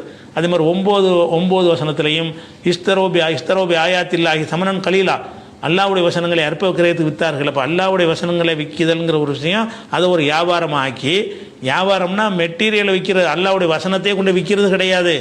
அதை சொல்லாமல் இருந்து ஆதாயம் அடைகிறான்ல, அந்த சொல்லாமல் இருக்கிறதா வியாபாரம். அதை மறைச்சி ஒரு ஆதாயம் அடைகிறான்ல, அதுதான் வியாபாரமே தவிர அந்த புக்கையே கொண்டு விற்கிறதுங்கிறது அது சொல்லப்படவே இல்லை. இதுவும் இலக்கியமாக என்ன செய்யப்படுது, வியாபாரமாக சொல்லப்படுகிறது. அதே மாதிரி ஒரு உடன்படிக்கை எடுத்து விட்டு அதை மீறுவது, அல்லாட்ட உடன்படிக்கை எடுத்துட்டு மீறுறான்னு சொன்னால் அதை பற்றி அல்லாஹ் என்ன செய்கிறான்னா, அல்லாவுடைய உடன்படிக்கை அற்ப விலைக்கு விற்கிறார்கள் அப்படிங்கிற வாசகத்தை கொண்டு அல்லாஹ் சொல்லலாம் தஸ்தூபி அஹதில்லாஹி, அல்லாட்ட செஞ்ச ஒரு அக்ரிமெண்ட்டை வந்து அற்ப கிரயத்துக்கு வித்துறாதீங்க. அல்லாட்டு ஒரு அக்ரிமெண்ட் பண்ணிட்டீங்களா, அதன்படி நீங்கள் செஞ்சு ஆகணும், ஏதோ ஆதாயம் கிடைக்கிறதுக்காக வேண்டி அந்த அக்ரிமெண்ட்டை மீறிடாதீங்க அப்படி சொல்வதற்கு அல்லாஹ் என்ன செய்கிறான்னா விற்காதீங்கன்னு சொல்கிறான். இப்படியான விஷயங்களும் குர்ஆனில் என்ன இருக்குது, இலக்கியமாக பயன்படுத்தப்பட்டிருக்கிறது. இந்த இலக்கியமாக நம்ம எடுத்து காட்டணும் இல்லையா, இந்த விஷயங்கள் எல்லாம் ஒரு சாம்பிள் தான், இவ்வளோதான் கிடையாது, இன்னும் நிறைய இருக்கிறது. அந்த இலக்கியங்கிற இந்த தலைப்பை நம்ம எடுத்த பிறகு குறிப்புகளை பார்த்தோம்னு சொன்னால் கிட்டத்தட்ட ஒரு 2 மாதம் சொல்கிற அளவுக்கு அதனுடைய தகவல்கள் இருக்கிறது. அப்போ அதனால தான் நினச்சேன், நீங்கள் பார்த்தீங்கன்னா இந்த ரமலானில் வந்து ஃபாஸ்ட்டாக நான் வேகமாக பேசியிருப்பேன். என்கிட்ட அவ்வளோ வேகமாக பேசலைன்னு சொன்னால் இந்த இதில் சொன்ன பாதி தான் உங்களுக்கு கிடைச்சிருக்கும். அப்போ எடுத்த விஷயங்களை முழுசாக சொல்லணுமேங்கிறதுக்காக தான். இன்னும் இருக்கிறது, எல்லாத்தையும் சொல்ல முடியும் என்று கேட்டால் நம்ம இன்றைக்கி தான் கடைசி நாள். 29 வருஷம் என்ன செய்வோம், 29 முடிச்சிருவோம். ஏன்னா 30ங்கிறது இருக்கவும் செய்யலாம், இல்லாமல் இருக்கலாம். அதனால் வந்து நாளைக்கு வந்து பிறையை பார்ப்போம், பிறை தெரிஞ்சிச்சின்னு சொன்னால் பிறநாளை கொண்டாட போகிறோம். பிற தெரியலைன்னு சொன்னால் ரமலான் இருக்க போகுது.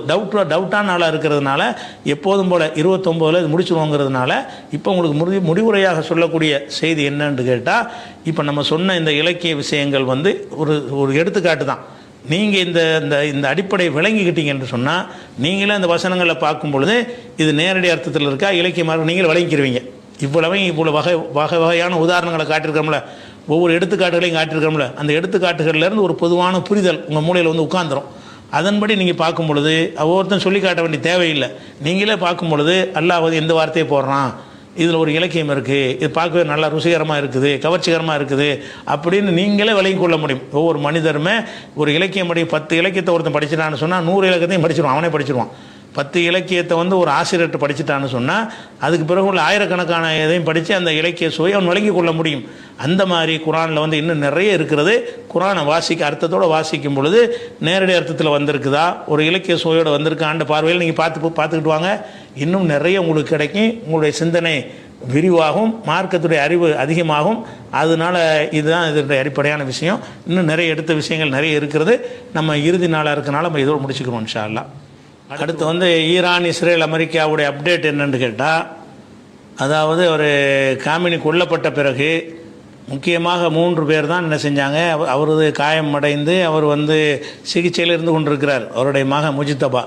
இப்போ நடத்தி கொண்டிருக்கிறவங்களாம் யாருன்னு அவர்கிட்ட போய் கன்சல்ட் பண்ணிக்கிட்டு வந்து முக்கியமான அதிபர் ஒரு ஆள் வந்து மசூத் ஒரு ஆள், அதுக்கடுத்து வந்துக்கிட்டு அப்பாஸ் அராக்சிங்கிற வெளியுறவுத்துறை அமைச்சர், இன்னொரு முக்கியமான ஒரு ஆள்னு கேட்டால் அலி லாரிஜானின்னு ஒரு ஆள். இவர் தான் வந்து மொத்தத்தையுமே பிளான் பண்ணி செய்யக்கூடிய ஒரு தூணாக இருந்த ஒரு ஆள்.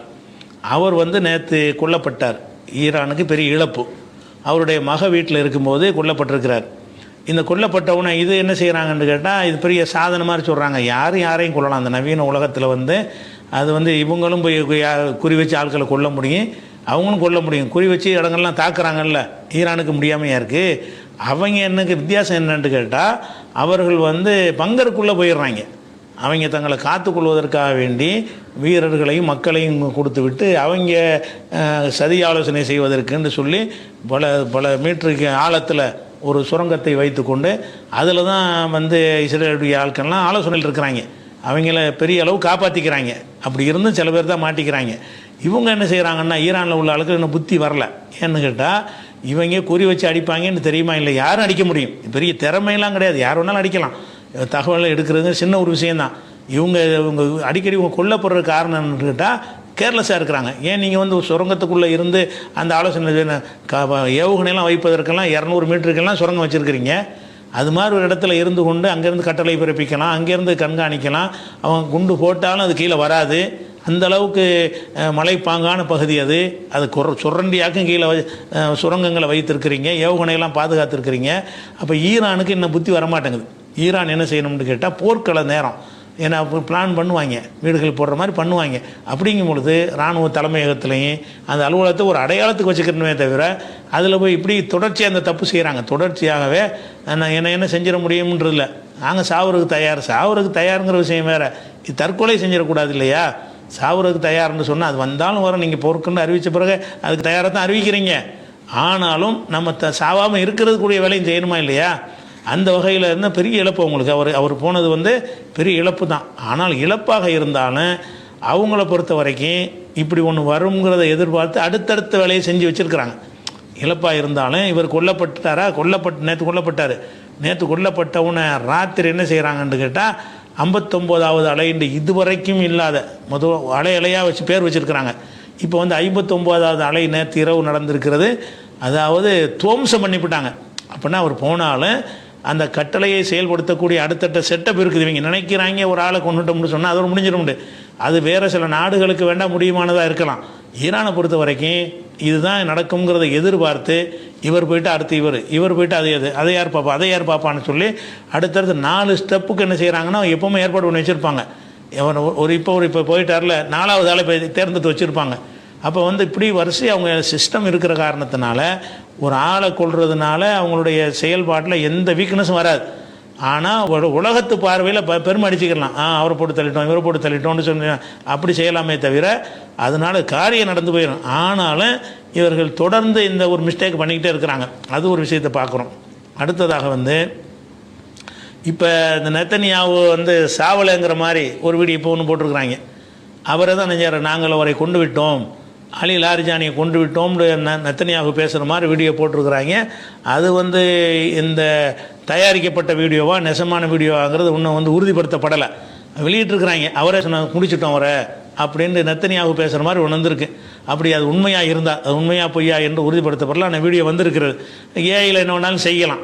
அப்படி உண்மையில் அவர் இருப்பாரையானால் அதுக்கு காரணம் என்னென்னு கேட்டால் அவர் பங்கரில் இருந்து கொண்டே செய்கிறார். எல்லாமே அந்த இந்த இந்த இந்த வீடியோ பதிவு கூட பங்கரில் தான் பண்ணியிருப்பார். அப்போ செய்தியாளரை சந்தித்தா கூட பங்கரில் இருந்து ரெக்கார்ட் பண்ணி அவங்க கொடுக்கணுமே தவிர நேரடியாக செய்தியாளரை சந்திக்க வர்றேன்றவனு என்ன செய்வான், வர்றதை கணிச்சிக்கிடுவான். நீங்கள் எங்கே போகிறீன்னு பார்ப்பான். நீங்கள் வீட்டில் நுழைஞ்சோன்னு அந்த இடத்துல இந்த நைட்டு தங்குறியன்னு பார்ப்பான், போட்டுருவான். அவ்வளோதான்.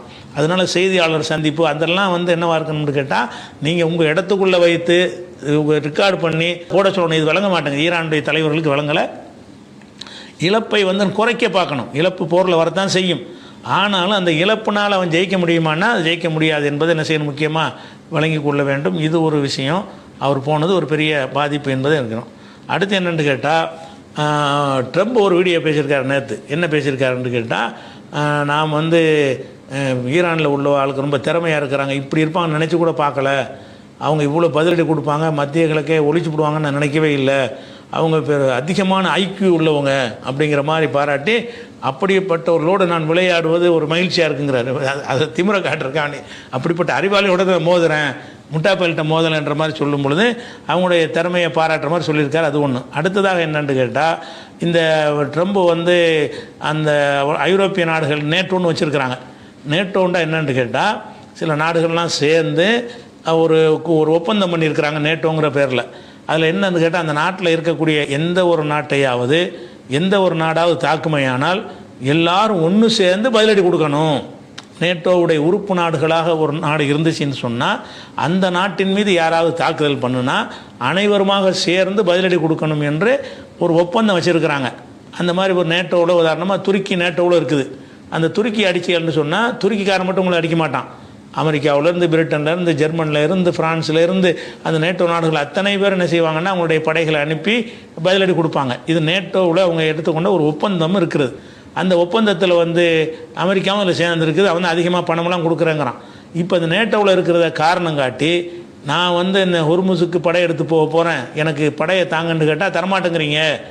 நேட்டோவுடைய விஷயம் என்ன, நேட்டோன்னா எனக்கு ஒன்றுனா நீங்கள் நிற்கணும், அதான ஒப்பந்தம் அப்படிங்கிற மாதிரி நேட்டோ வைத்து சொல்லி என்ன செய்ய கேட்கும் பொழுது எல்லோரும் மறுத்துட்டாங்க. யார் மறுத்துட்டா? பிரிட்டன் மறுத்துட்டாங்க, ஜெர்மனி மறுத்துட்டாங்க, ஜப்பான் மறுத்துட்டாங்க. படையெல்லாம் அனுப்ப முடியாது, இது ஓன் சண்டை, எங்கள் சண்டை இல்லை.